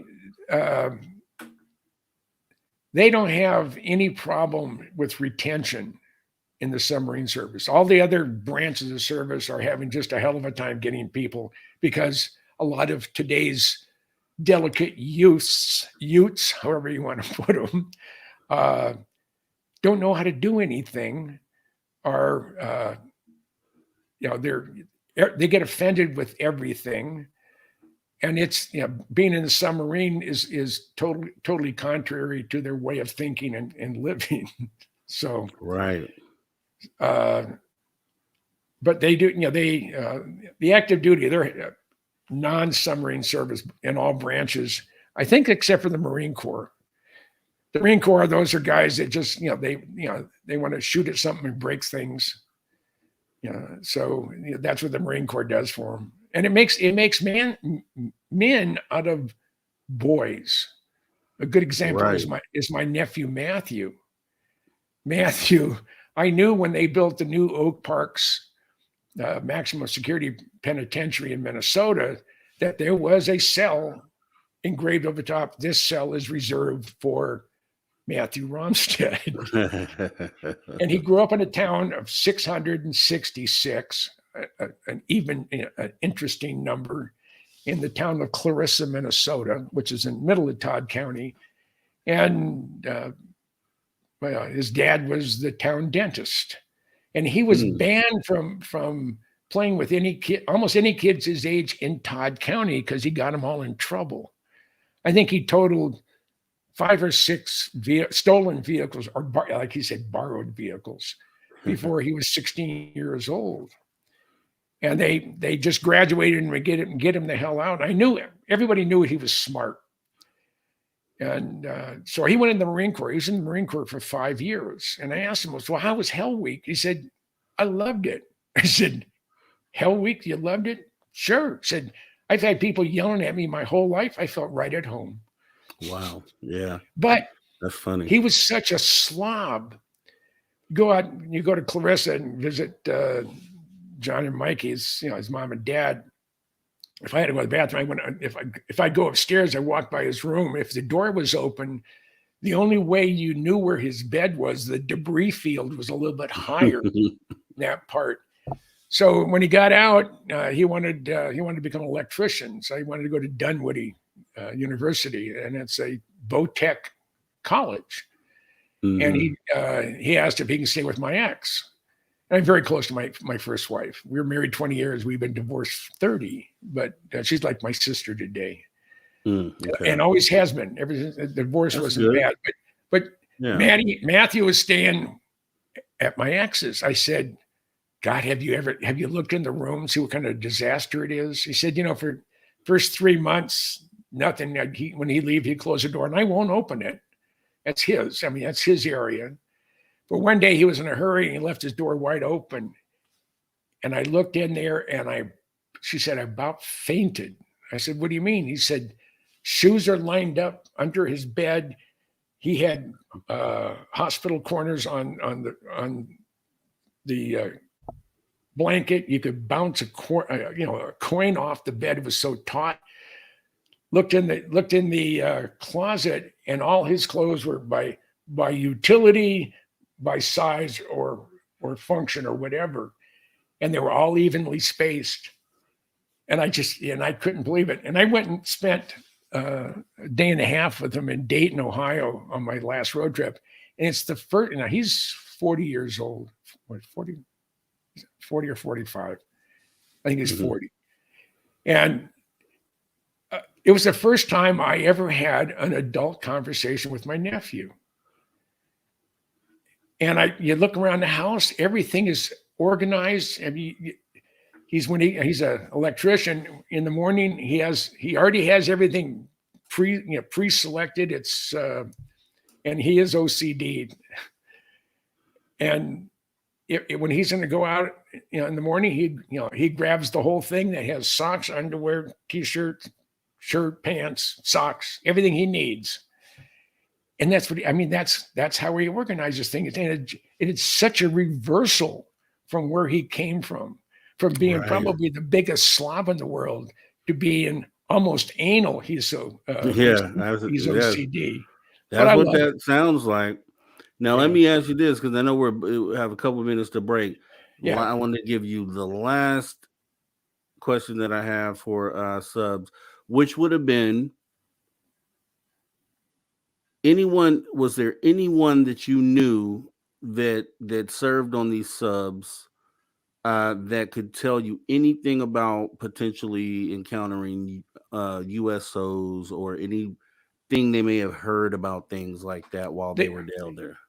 The only one, and he wasn't a crew member, and he's very close to the golden voice of Central BC, Dave Scott, and that'd be Science Bob. Okay. And he's the one who told me they had they were on a sub. They're probably 500 or 600 feet deep, and something went by them hundreds of miles an hour. They don't know what it was, but they said it was. They said exceeded the speed of sound. Now, the speed of sound in the water is like 4 times faster than it is in the air, 4 or 5 times faster. So I don't think they were going 2,000 miles an hour, but something large. Something went by them at depth at an incredible rate of speed, and they don't know what it is. They don't know what it was, but they're now speculating that, hey, maybe these. I don't like the term UAPs. It's a UFO or a flying saucer, and they're trying to change the name so it doesn't sound so ooey. And they can go kiss my rear. It's a flying saucer. Definitely. And they're saying more when they're saying that, there's a good possibility that they are submersibles. They can go underwater. Now I know the sports model that Bob Lazar worked on was an ancient recovery. He said, I don't know how many thousands of years old it is, but it was, and I don't know where it came from. I think before the end of the year, we'll find out. But again, I have a little bit of inside exposure and something like that. So we may know more about the sports model than we ever thought we'd know, and it's going to be well done. So, and those of you who don't know, I've known Bob Lazar since before he went to work out at S4, and that's an interesting story all by itself. Yes. This guy right here, was it this way? Am I over here? Yeah, this guy right here, Jim Goodall. And before we go to break, I don't know if you saw this, Jim, but I was thinking of you when this happened. So I was watching Corbell and Knapp on the Weaponized podcast.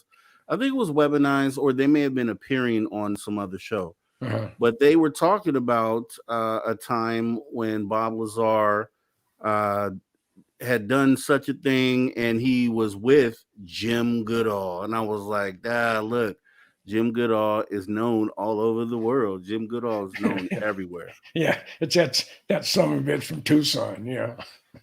So I thought that was awesome, but I was like, man, it made me smile, man, because you are such a good guy, and you really, you give your time and which is valuable. You know what I mean? At the end of the day, and I'm not here for fame and fortune. I'm here because I have a lot to share. Yeah. And I don't have any prerequisites. If someone wants me on their program, if they have one viewer or if they have none, and you want to get something going, well, let me know. I mean, I'm retired. If I'm not doing this, I have honey-do projects that I have to do. And I'd much rather do this. Oh boy, tell me about that. Yeah. And so I can remember I was one of the first interviewees on the UFO Garage Guys. and Joe and Ben. And I just every time I'm even close to Taylor, Texas, I'll go in and visit them. I was on my last road trip. I stayed with Joe. Ben was tied up somewhere. I guess he was babysitting or something. He couldn't break loose. But I enjoy almost everybody in this community. There's one or two jackasses I have no time for, but I'm not going to waste my time saying who. If you've heard me at all anywhere, you know who I'm talking about. But I'm not gonna. Like they say, if you can't say something nice about someone, don't say it anything. at all. So, And we'll hold it right there. So we're gonna go ahead and pause for the cause with our last break of the night as we get ready to jump into our third and final hour with Mr. Jim Goodall here. And he talked about being all over the country in his Corvette. And we might get him to talk about his trips to South America. So stay tuned with us for hour 3 of Spaced Out Radio. We'll be right back.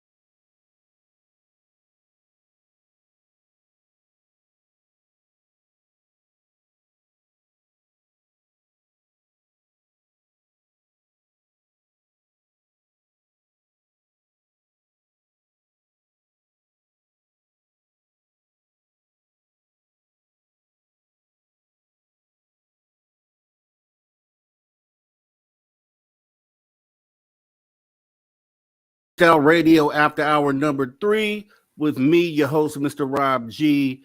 And of course, I'm rejoined by the legend, Mr. Jim Goodall. Now, before we jump into the conversation, I want to talk to all the space travelers out there.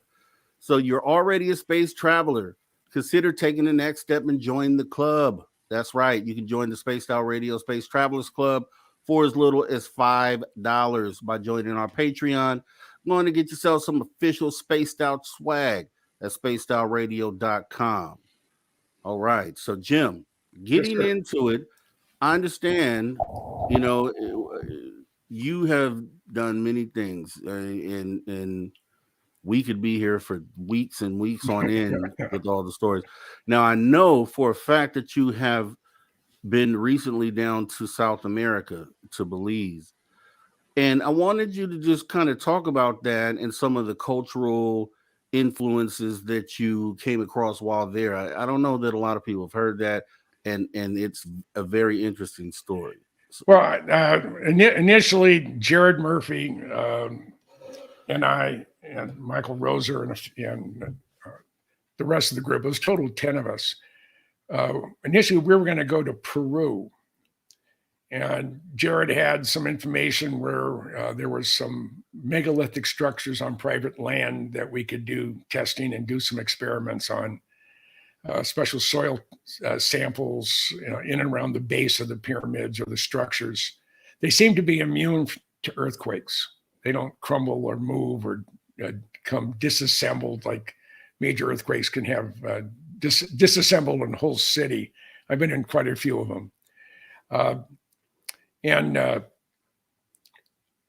when they had, I guess, was it 2 years ago? Right about the time we were thinking about putting a plan together, they had a military coup.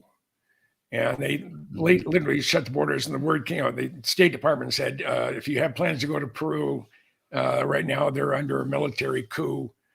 You may want to wait. So we just backed off. About the same time, Jared fell into a situation when he had moved from Minneapolis to Salt Lake City area, and through a mutual friend came up with a gentleman who had 7,000 acres down in Belize, about 30 miles north of Punta Gorda. And so since everything was shot down with us going to Peru, we decided, okay, we're going to refocus our sights on Belize. Now, Belize is a very small little country. Initially, it was a British territory. It used to call British Honduras. In 1947, when the British Empire was dissolving, and they gave India and Australia and Canada, New Zealand, and a lot of their holdings, they allowed them to become independent countries. Some of them, like Canada, Australia, New Zealand, still had ties to the crown, as where Belize didn't. Belize became its own country, separated from the British Empire. Yeah, I think it was 1980 something or 1970 something. It was quite a ways after they were. I should know, but I don't. So we decided to go to Belize. Now, on our first full day in Belize, we got there on Sunday evening, the 16th of April this year. And the next day we were got up, we had breakfast, and got all raring to go. We're going to go see some excavated pyramid sites. And we went to, was it Nui Limput? No, it's Uchban Tomb. It's Lubaatum. How the hell you pronounce that? And we went there, and I was talking to the archaeologists of how things were going, how long they've been there, what do they do, and they are they're all graduate students in archaeology at the University of Belize, and they're this part of their internship or whatever it is to get their master's or their PhD. They have to spend time there. And I said, well, there's some rumblings or some rumors that the pyramids are older than 2,000 years old. And I said, yeah, there's some speculation and evidence leaning towards they can be anywhere between 20,000 years old and 200,000 years old. That the Mayans didn't build them, they found them abandoned and they repurposed them. Yeah, So I can see that. as we're going through, it's about a mile and a half, mile and a quarter walk around the top of this pyramid complex. And our guide pointed out, this is the pyramid of the rain god. And no sooner had he said that, the sky opened up. It's 87 degrees and the rain is 87 degrees. So you went being some dry and warm to being wet and warm. There was no difference. And I have a real bad sense of balance. I only have balance out of one ear. My auditory nerve was severed on this side, so I don't have any hearing or any balance. So I'm very cautious. And I'm about 10 feet from the end of our walkabout on the top of the pyramid. And there's a bunch of, the steps were uneven, they're wet, and there was a path going, there was about 10 steps. There was a path going around it. So I decided I would do that rather than go down the steps. I stepped on it and I went face first in this pile of rubble. I mean, sharp edges, and I got a slash just below my knee and a puncture wound just above my ankle. And I'm wet. It's rained, and it's raining again now. So a little bit of blood goes a long way if it's wet, and a lot of blood goes even farther. So I got down the tents, down the bottom. They got a first aid kit. They're getting me patched up, and it didn't hurt. It never did hurt, and I don't know why, but it just didn't. And we said, okay, we have to get to a doctor's, and the place we're staying right across the street is the Punta Gorda Hospital. So we knew we could, we could get fixed somewhere. And the owner of the villas that we stayed at is a doctor, and he lived upstairs from the place that Jared and I stayed at. And so we went to this little village out just right outside the main entrance to the pyramid complex, and it was pulled in there, and it was a medical doctor. He's from Cuba, and he said, you did a nice job on that. He said, how old are you? I said, 78, and his mouth dropped. He said, I have a few of my patients are 78 and they don't look anything like you. Right. And so I got 11 stitches. They cleaned it up. I got a tetanus shot. He said, whatever you do, you cannot go into any rivers, any brackish water around your mangrove swamp, or even close in to the shore here in Punta Gorda. Now, if you're in some of the sandy beaches up north, it's okay. He said, no problem taking a shower, no problem going into a swimming pool.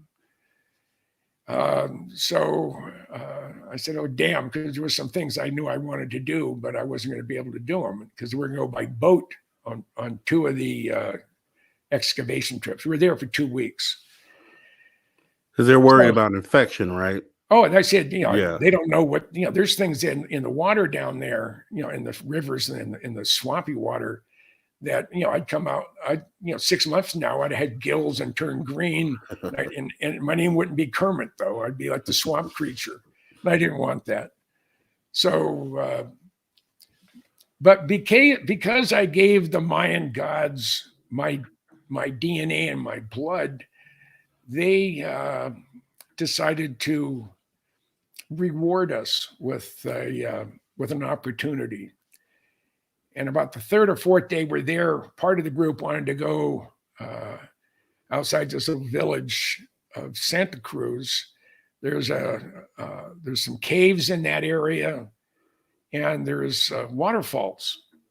The waterfalls are only there during the rainy season, and they weren't there this time. So we headed over there, and the group in front of us, they stopped because there was a sign saying Mayan pyramid.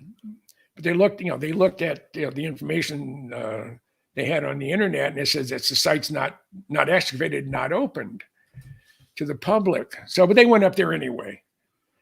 So Mayan blood sacrifices are necessary. Yes, yeah, levy love. That's just true.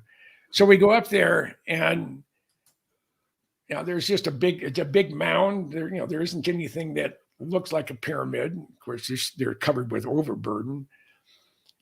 And within about 10 minutes after we got there, all of a sudden, a group of kids came out with moms, and they're selling trinkets, all handmade stuff, and they're all in their Sunday best. And they have lookouts in the village of Santa Cruz. And they anytime they see anybody go up the road, they come out and they're going to sell them something. And even if it's stuff you can buy at Walmart, you have cute little kids. You want to buy a trinket that I made. Okay. And because it was a British colony, the official language of Belize is English. So we didn't have any. It's either English or Mayan, and there's 3 dialects of Mayan, but 2 of them are spoken there. You have the Mexican Mayan is a totally different dialect, and the Nicaraguan and Belize dialects are very similar. So you can be from Nicaragua and understand everybody in Belize. Everybody in Belize is speaking the local language. And in this group, and we're talking to him, another gentleman came up. He has a T-shirt on, Vote for Alfredo. And turns out he is the equivalent of the mayor of the village. Wow. And we're talking, and he was saying the village of Santa Cruz. Now, back in the 80s, when they became their separate country, their individual country, they were no longer tied to the British Empire. They wanted to know what they wanted to do a mapping of all the Mayan ruins in the country. So they used an airplane with radar going down, looking through the trees. Not as good as LiDAR, but they were able to identify all of the very large Mayan structures.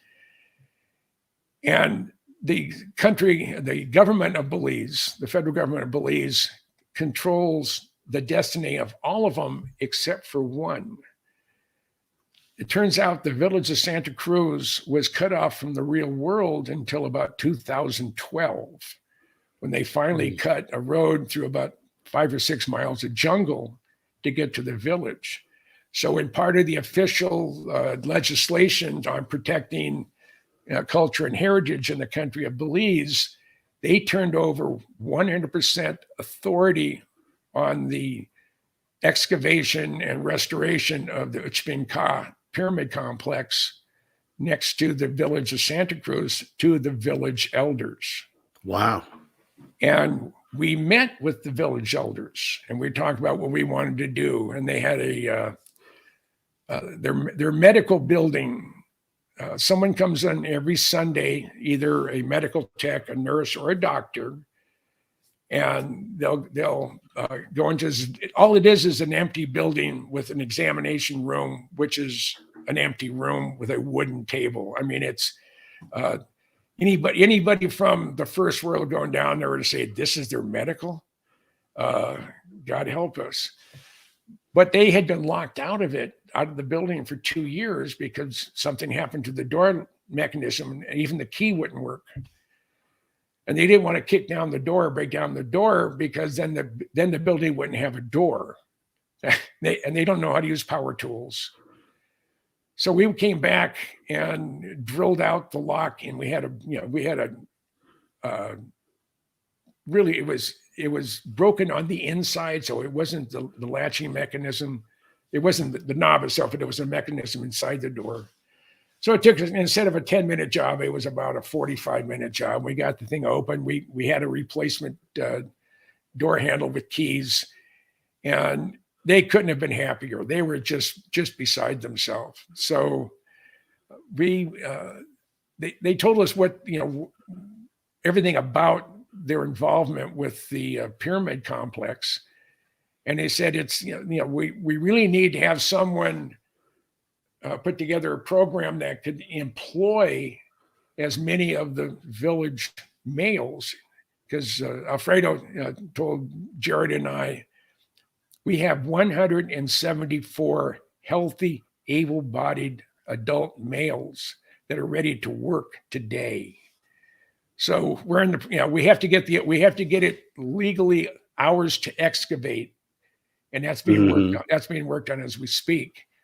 And we have commitments for some money, but we need to raise about $1 million up front to employ as many of the village males in the removal of the overburden of the on the pyramids. There's 3 pyramids at Nuchben Ka, and it is a very, very large complex. It sits on 305 acres. Now we've been on. We refer to it as pyramids A, B, and C. B being the center one and the tallest one, and the most significant one. We've been up on A. We've been up on B. We were told we can't go down to Pyramid C because it's occupied. I said, what do you mean it's occupied? Well, it's the home of a very, very large hive of Africanized killer bees.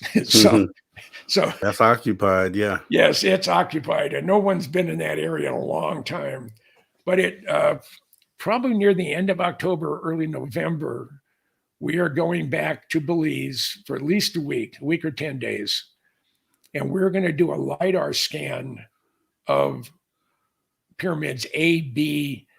This is on the ground, so we're not going to do C. And then we're going to go in to the it's like a community below Pyramid B. And we're going to do a LiDAR scan. And I think we have lined up a company out of Peru that does a lot of LiDAR scanning with drones in Belize and Nicaragua. Okay. So Jared's been talking to them on a regular basis. So we're going to go there. We're going to identify. We're going to have a pretty much an X-ray of the complex. We will know the complete structure, and we will know where we can start first. When do you anticipate going back out for that trip? The next 6 to 8 weeks from now. Oh, wow. Okay. Yeah, so it'll be before Thanksgiving. Okay. It'll be before Thanksgiving. Oh, nice. So, and that's and they say, well, you don't want to be here in December. That's the coldest time of the year. I think the highs are only in the 70s. Okay. I said, well, I live in the jungle. I mean, I live in the desert. They live in the jungle. We have about the same temperature, except we don't have any humidity, and theirs is almost 100% during the wet season. Now, yeah, I've seen some of the pictures that you have, or that you took while you were there, with some of the sarcophaguses and things of that nature. Yeah, there's on the 2 excavated sites, which is the Nimli Punt and the Lubat Tum complex. There were a total of 4 burial sites that had been excavated, and one of them is a side by side. So he probably made a deal with the devil that if I die, then my wife has to join me. So so they had to be royals. There are 2 right next to each other, and they dig down into the dirt, but they line it with stones, and they use big flat stones about the size of a very, very large ironing board, and usually about this thick. So they weigh 500 or 600 pounds. Yeah. They use that to cover the burial site, and then I think they put thatch on top of it, and then dirt, and they cover up the gravesite that way. So those so we know that that's what we're going to be looking for on Pyramid B. Now, the villagers, since they have complete control over the site, they're helping us get the paperwork and get to the right people to get it all official. We don't want to go down there and start doing something and all of a sudden have law enforcement or whatever it is from the Belize government, putting a halt to what we're doing. Right. As the law was written, the full control and authority to excavate this site is with the village elders. And we've gotten 100% thumbs up. And Jared has been talking to Alfredo 2 or 3 times a week as things are moving down the road, and we're getting more and more things done. And again, we do have a commitment from some money. What we're looking at, we're going to do a 12-part season 1 on the excavation of the lost pyramid complex of Uchben Ka. Wow. And the Cousin Brothers are going to do the production for us. Okay. They're going to go down. Brent and Blake said they're going to go down for a month and just shoot all over the country. They'll go to the various sites, but they're going to get people, they're going to get places, so they have high quality, B material for B-roll, B-roll stuff. And then if we don't do it when they're down there, we're gonna go to the Big Island, Hawaii, where the brothers live, and we're going to do interviews using 6K cameras. That's what's required now. We're going to go out into the jungle on the Big Island. You won't be able to tell the difference unless you've listened to me here. And we're going to be talking about what we're doing, what we're going after, and we'll have a script. I think Robert Bauer is one of the most interesting guys I've run into, and that's what I love about this community. It has so many great crazies involved in it, and I feel so comfortable with all of you. Man, he wants to do the voiceover, and he has the type of voice that you could just listen to him read the phone book, and you can entertain. A great voice. And then my friend Joel Christopher Payne, who's a contract artist for Disney. He was a video game developer back in the day. He writes music. He said, I'll write the musical score so you don't have to worry about copyright infringements or paying someone for some music you're going to use 30 seconds of or 15 seconds of. He says, I'll write the music, and it'll just be background music. I'll write the music to correspond with what we're looking at. Right. So he said he wants to do it. So we have that part covered. The Cousin Brothers are going to do the production, and they'll take a cut of it once it goes. And that's where the money is going to be. That's where we can pay off investors, because I think it's Netflix, for example, and we're not just looking at that. We're looking at the Discovery Channel. We're looking at Amazon on Prime. And even some other cable channels of carrying the 12-part series, season 1. And we have enough video that we've already taken in Belize. Michael Roser was hauling that camera around the whole time and shooting everything. Plus, your cell phone video, which I have a lot of. Jared has a lot of. Everybody on the crew has a lot of it. That can all be used. It's not if you have an iPhone 13 or 14 or the new 15. Of course, you're going to have better resolution. But that's all. That's all just feeder stuff for filling in the blanks if you need something that they don't have. So it's. The way I look at it, and the way Jared and the Cousin Brothers and a few of the other people look at it, the guys on Oak Island have been digging in an empty hole for 10 or 12 years now. They have found nothing. We have access to three 2,000 or older pyramids that have not been excavated. Yeah, that's wild. I mean, one of the sites, and I'm not sure which one it was, but one of the sites in Belize is where they found the crystal skull. It's a type of crystal that is incredibly brittle, and it's almost impossible to work. And this thing is flawless. I mean, it's an ugly thing, but it's a full-size skull. And it was laying on the ground as they were taking the overburden off the pyramids. That's how they found it. And there's a jade medallion they found. I think it was at Nim Lin Punt. It was just laying on the ground, and someone picked it up and said, "I think this may be valuable." I think they put a value of like $6 million or $600,000. I mean, it's just mind-boggling. And Donovan said, "Oh God, Oak Island." Yeah, Oak Island, they haven't found anything. And yet it's been on for 10 or 12 years. Yeah, we're going to have something that, almost instantly, we're going to find treasures or interesting things. And once we do the LiDAR scans, we'll know where to start digging. And Lovey Love is under the impression that you were searching for the crystal skull, but that's not what you were saying. No, that was location. Yeah. That was something that was found on the ground at a Mayan site in Belize. Yeah. And same with this incredible jade medallion. So we know we're going to find stuff. Most of that stuff will probably stay with the village. It's going to be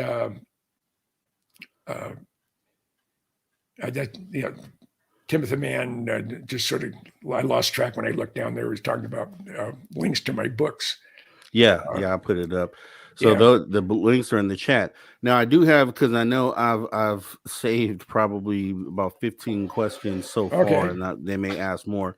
I have one last question about Belize. So obviously, with it being such an ancient, sacred area, you're dealing directly with the tribes, and then with like everything going on out there right now. Had you heard anything about anything strange or weird in relation to like some of the tribal beliefs or things that might have been going on? No, I did ask. I said, how did the population disappear of Mayans? Because now they figure that, again, this is talking to graduate students that are working on either their PhD or their master's degree in Belize archaeology. Said they figure now that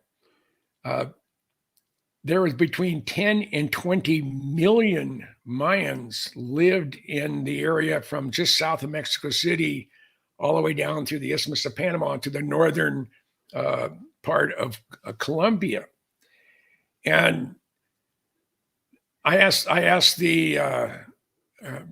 a couple of the archaeologist guides, I said, what happened to the population? I said, well, first of all, they're incredibly brutal. If you were to diss a head guy of a Mayan, and you just really pissed him off because you said something about his ugly sister, he would come and kill you and your entire extended family, your pets, and he would burn down your village. Yeah. That's in one mass celebration where they were sacrificing prisoners, they sacrificed and cut out the hearts of 82,000 prisoners. And it was a very short period of time. I don't know what they did with all the bodies. What do you do with 82,000 bodies? So, have a heart. I mean, literally, yeah. But they, I asked, well, how did the population, where's it at today? And he said, well, when Cortez and his boys came over from Europe, they brought diseases that the Mayans and the Aztecs had never, ever been exposed to. So that killed off a lot of them. The brutality of the Mayans killed off a lot of them. But the thing that really did a number to the population, the decrease in population, is their farming techniques. They would use a plot of land until all the nutrients were out of the soil, and the soil was, for all intents and purposes, dead. They didn't rotate crops. They didn't leave. They didn't just plow under a field and let it for a season, soil. Right?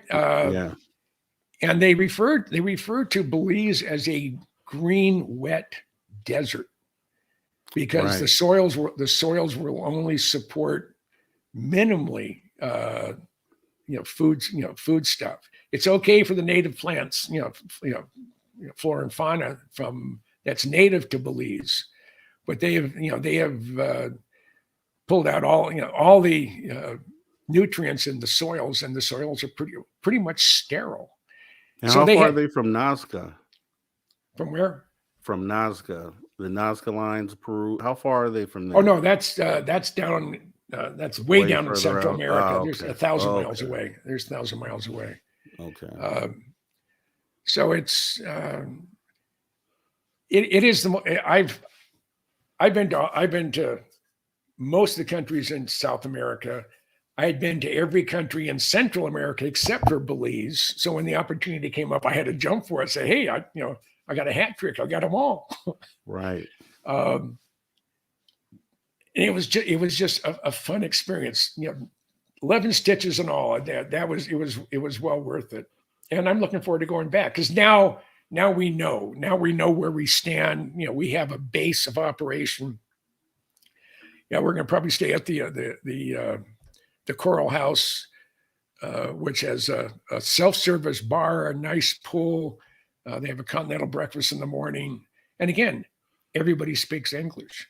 But one of the things we did to cement our standing with the villagers of Santa Cruz, Jared asked the manager of the place we were staying, we would like to have a traditional Mayan celebration meal so we can bring down to Santa Cruz and meet with all 7 of the governing council. So we had a 5-gallon bucket filled about halfway up of a chicken soup. And apparently this would be the equivalent of signing on the dotted line, having your first child named after us.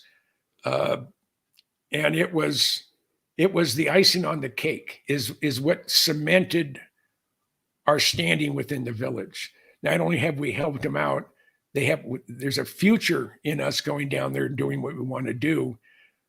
But the entire village gave us the thumbs up to you guys are going to do the excavation. The sooner you do it, the better. But you're the ones who are going to do it for us. So it's just great. So let's get to the questions. Yeah. So questions. So we have about 20 minutes. So first question, we have about 15. So first question is from Matt Feinberg, who asked, Ben Rich said we had tech to take ET home. Does Jim have any insight on this? Yeah, we have the ability. I mean, Ben Rich and I spoke once a quarter for about 20, 25 years. I don't know how I got on his list of favorite people, but about a week before he died, was it January 5th of 95, I think it was. In December of 94, Ben Rich was in USC Medical Center. He was dying of esophageal cancer. And Ben and I talked about a lot of things over the course of 20 plus years. And he said, Jim, we have things out in the desert. And this is a direct quote from Ben Rich to my ear. He said, we have things out in the desert that's 50 years beyond what you can comprehend. And if you've seen movies like Star Wars or Star Trek, we've been there, done that, or decided it wasn't worth the effort. I said, Ben, you want to expand upon that? And he said, no. So, and he had the nerve to die on me less than a week later. So, do we have the ability? Like I said earlier, Bob Lazar is a friend of mine. I knew him before he went to work out in the desert.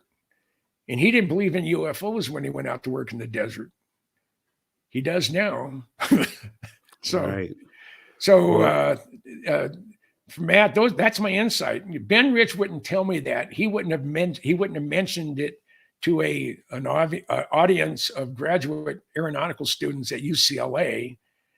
And it was in his prepared text when he talks about we have the ability to take ET home. Now just think of that statement. That was 30 years ago. He said that. He said that in 1993.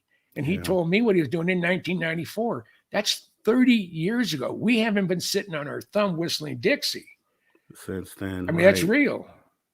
That makes sense. Well, President Zaddy asked you, do they use Logitech controllers on those? No, they're not the Titan sub people. No, they don't use Okay. Logitech controllers.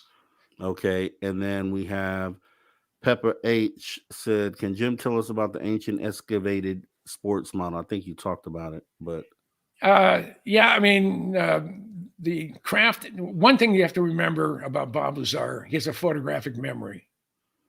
He sees something and he can replicate whatever he saw. If he has all the information on it, he can replicate whatever it is. And there's an event that's going to be, hopefully it'll be this year, that will answer a lot of these questions. And I've been told that don't talk about it. So because it's coming out, but it's going to be coming out not from me, but from Bob. Juicy stuff. Yep. Jim. Let's see. Yep. Bim Jim says subs have been used to do telepathy experiments. Telepathy passes through a kilometer of water. Ask Jim. I don't know if our navies do anything like that. I know there are remote viewers that the government employs and have used and have trained. I for a fact know that remote viewing works, because my Sicilian grandmother, my grandfather, when he moved the village of Isola della Femme from Sicily to the San Joaquin Sacramento Delta in the East Bay, it's a dirty, filthy little river town called Pittsburgh, and the next town is Antioch.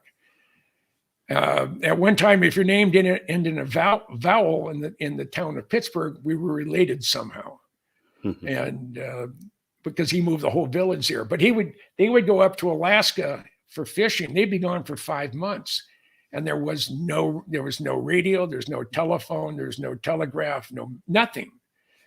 And the villagers would come into my grandmother and they say, Angelina, says, Giuseppe's up there, is he okay? And Nana would say, well, when I have my dreams tonight, I will ask my great aunt, who's been dead for a long time, to tell me how Giuseppe's doing, or how Salvatore's doing, or whatever.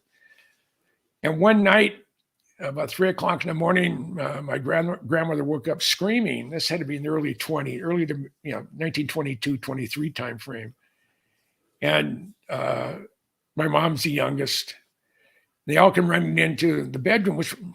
Mama, what's wrong? What happened? She says, Papa fell overboard. Now, if you're a fisherman in Alaska in 1920, when you don't have a radio, you're up there in a little 2-cylinder diesel going chug, chug, chug, doing about 5 or 6 knots. And if you're anchored and you have your nets out as the salmon are coming down the rivers and whatever, that's where you get them. And if you fall into the water is in the 30s. It could be 35 degrees. It could be 38 degrees. But you have your boots on. And it's cold. Even in the summer, it's cold, and you're wet. And you're really weighted down. If you fall overboard, they have no way to go after you.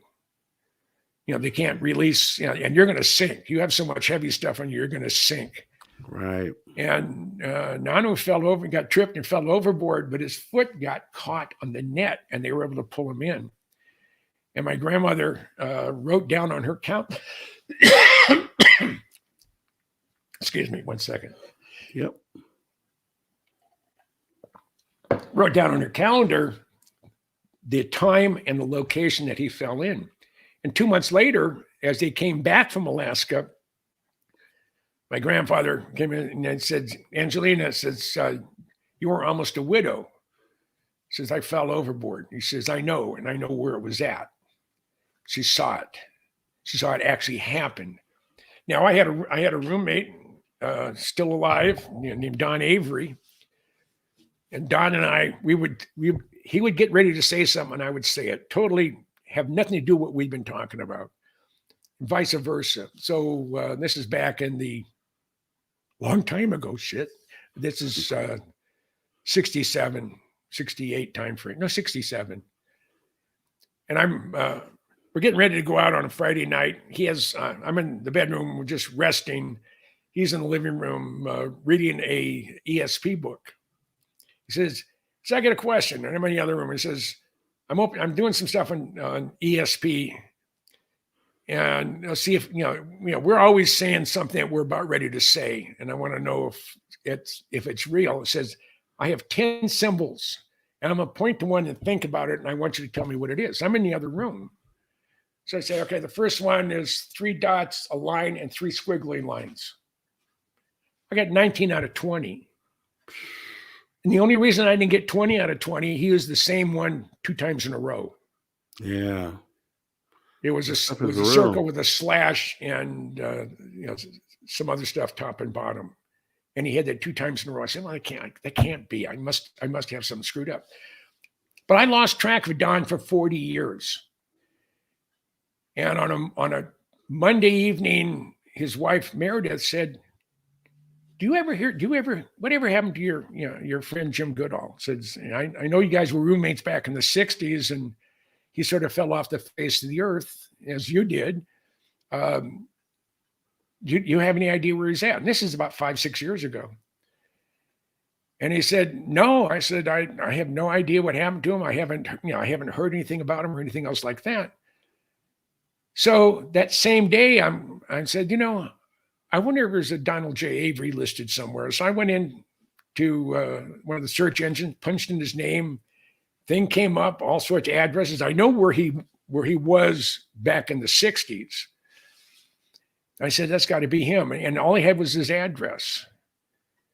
So I sent him a postcard. I went to the post office on Tuesday morning with the postcard. Meredith goes down to the mailbox on Thursday. And she comes back up. He said, a couple of days ago, we were talking about your friend Jim Goodall, and you wonder what happened to him. He said, "Yeah." I said, "I have a postcard from him." Now, that is freaky. Exactly. And he said, years later. Yeah. I mean, but I knew he was thinking about me. I wonder what happened to him. I wonder if he's still around. That got to me somewhere in my head and told me, maybe you should just look again to see if you can find a Don Avery. That means your frequencies were definitely tuned in for sure. Well, there's a lot of people in this community. We transmit and receive on the same frequency. The moment I met Dave Scott, I knew it was like I told him. I said it was like meeting an old friend for the first time. Yeah. And I feel that way with a lot of the people in this community. And I really do like them. I really do. There's 1 or 2 jackasses, but you have those everywhere. But overall, all of you are delightful. Everybody in this community, whether you're into Sasquatches, UFOs, Dogman, things that go bump in the night, all of it. I just love it. Love is reciprocated, Jim. Believe me. Yeah. I know you can tell everybody out there feel the same way about Jim Goodall. Yeah. But I'll tell you this. Donovan asked, "Does Jim think Richard C. Hoagland is right about structures on the moon, glass domes?" Without saying absolutely, I'd say I do agree with him. I have a friend of mine, and I think he's passed away now, but he was a photo analyst at SAC. He analyzed SR-71 imagery and U-2 imagery and KH-11 Big Bird imagery. And he's looked at a lot of UFO photos, and a couple of them, the one down at Gulf Breeze, they were shot with a Polaroid. You can't fake a Polaroid. And he had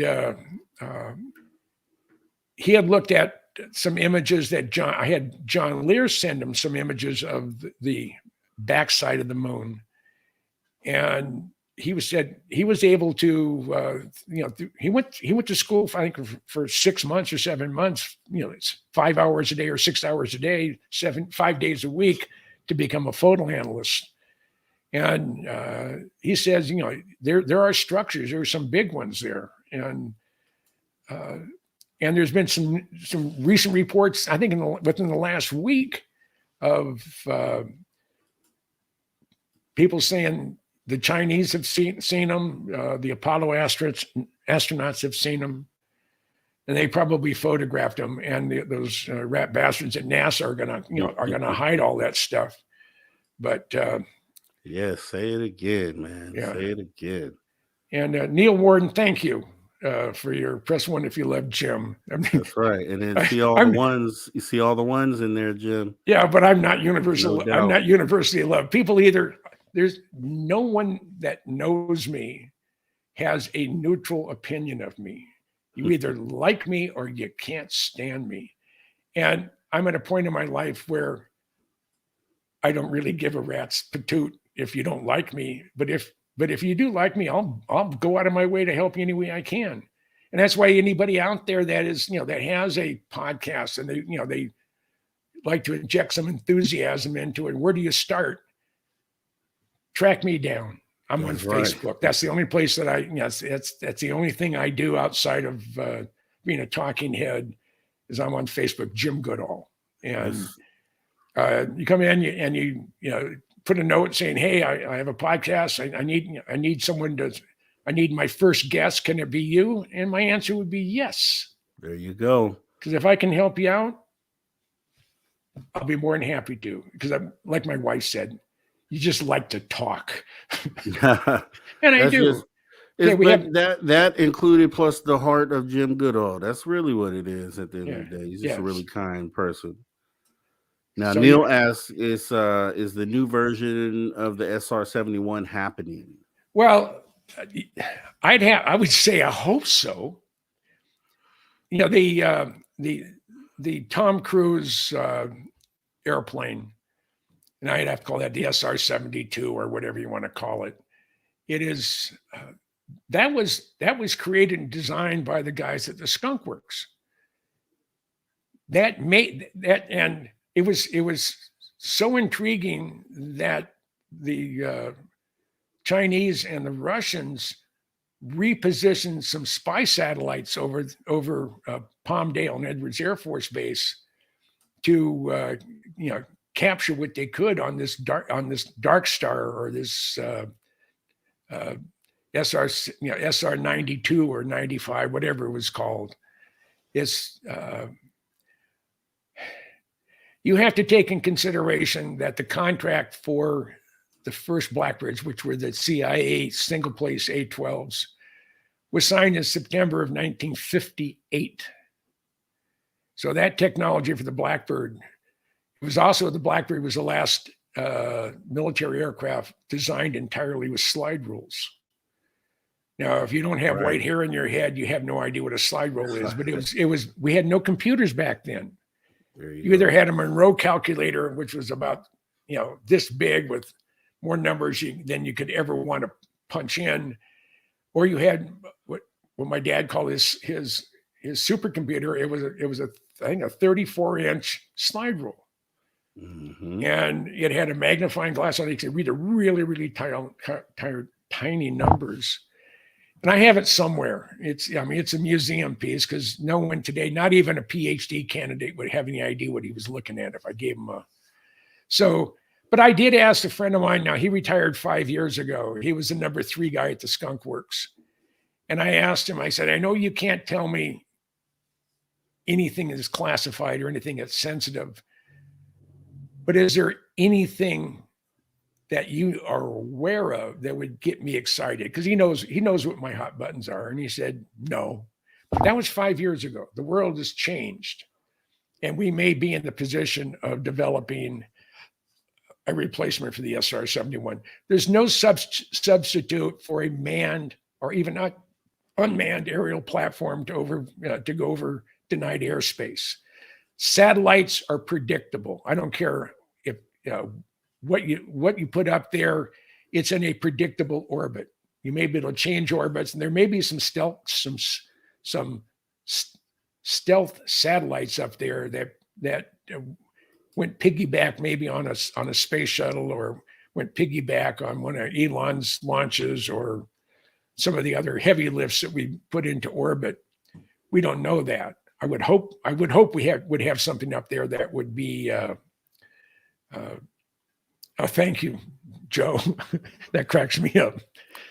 Jim Goodall should be, just for the radio or audio audience, Jim Goodall should be on the Dos Equis commercial. Yeah. He's the most interesting man on the planet. Yeah. I We don't know. agree. I don't know about that, but I'm flattered. Thank you, Joe. I appreciate it. So next one. Yeah. So that was actually it. We will let's do this real quick here. So let me go ahead and bring this back up because Uncle Jimbo will be in Reno for the SOR fan party May 10th through 12th, 2024. Make sure you guys get your tickets. You can get those over at spacedoutradio.com. We'll all be there. I'll be there. Jim will be there. It'll be great to meet Jim, and along with everyone else, it'll be there. Dave Scott, Jessica Jones, Grant, I heard, is going to be there, and just everybody, Kira, everyone, Terry Hall, they're all going to be there. So make sure you're there. And I have one other thing for you, Jim. I guess we have about 2 minutes. If you would go ahead and talk about the book that you have coming out here. And Okay, and all my books are available on Amazon. You go in there and put books by James, middle initial C, last name Goodall, just like it sounds. And everything you see up here, plus the ones you can't see below. I have 29 books in print come November. Right now it's 28, but it'll be 29 books. And I'm looking to be to see what my 30th book is going to be, and I think it's going to do interviews at Mach 3, because I've interviewed everybody who's crashed a Blackbird. I interviewed all the original test pilots. I interviewed the original CIA pilots back over the years. So I have that all. It's all transcribed. All I have to do is assemble it.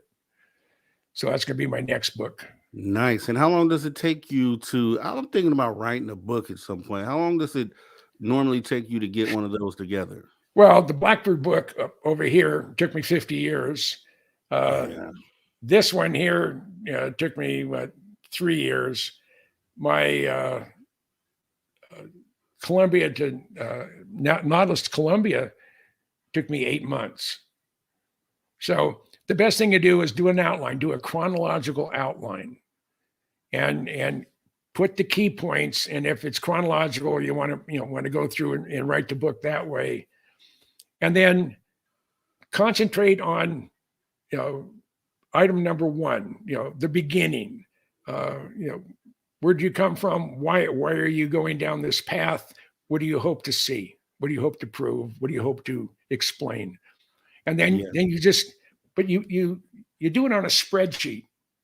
And then the best way to do it is like you're speaking to someone. Do it in a spoken word, not all this fancy, this fancy words. Oh, I'm going to use all these big words to impress people. No, you just piss people off, and they say, "Well, you're just trying to impress me with your stupid knowledge," and it doesn't. It's more negative than positive. Condescending. Yeah, exactly. So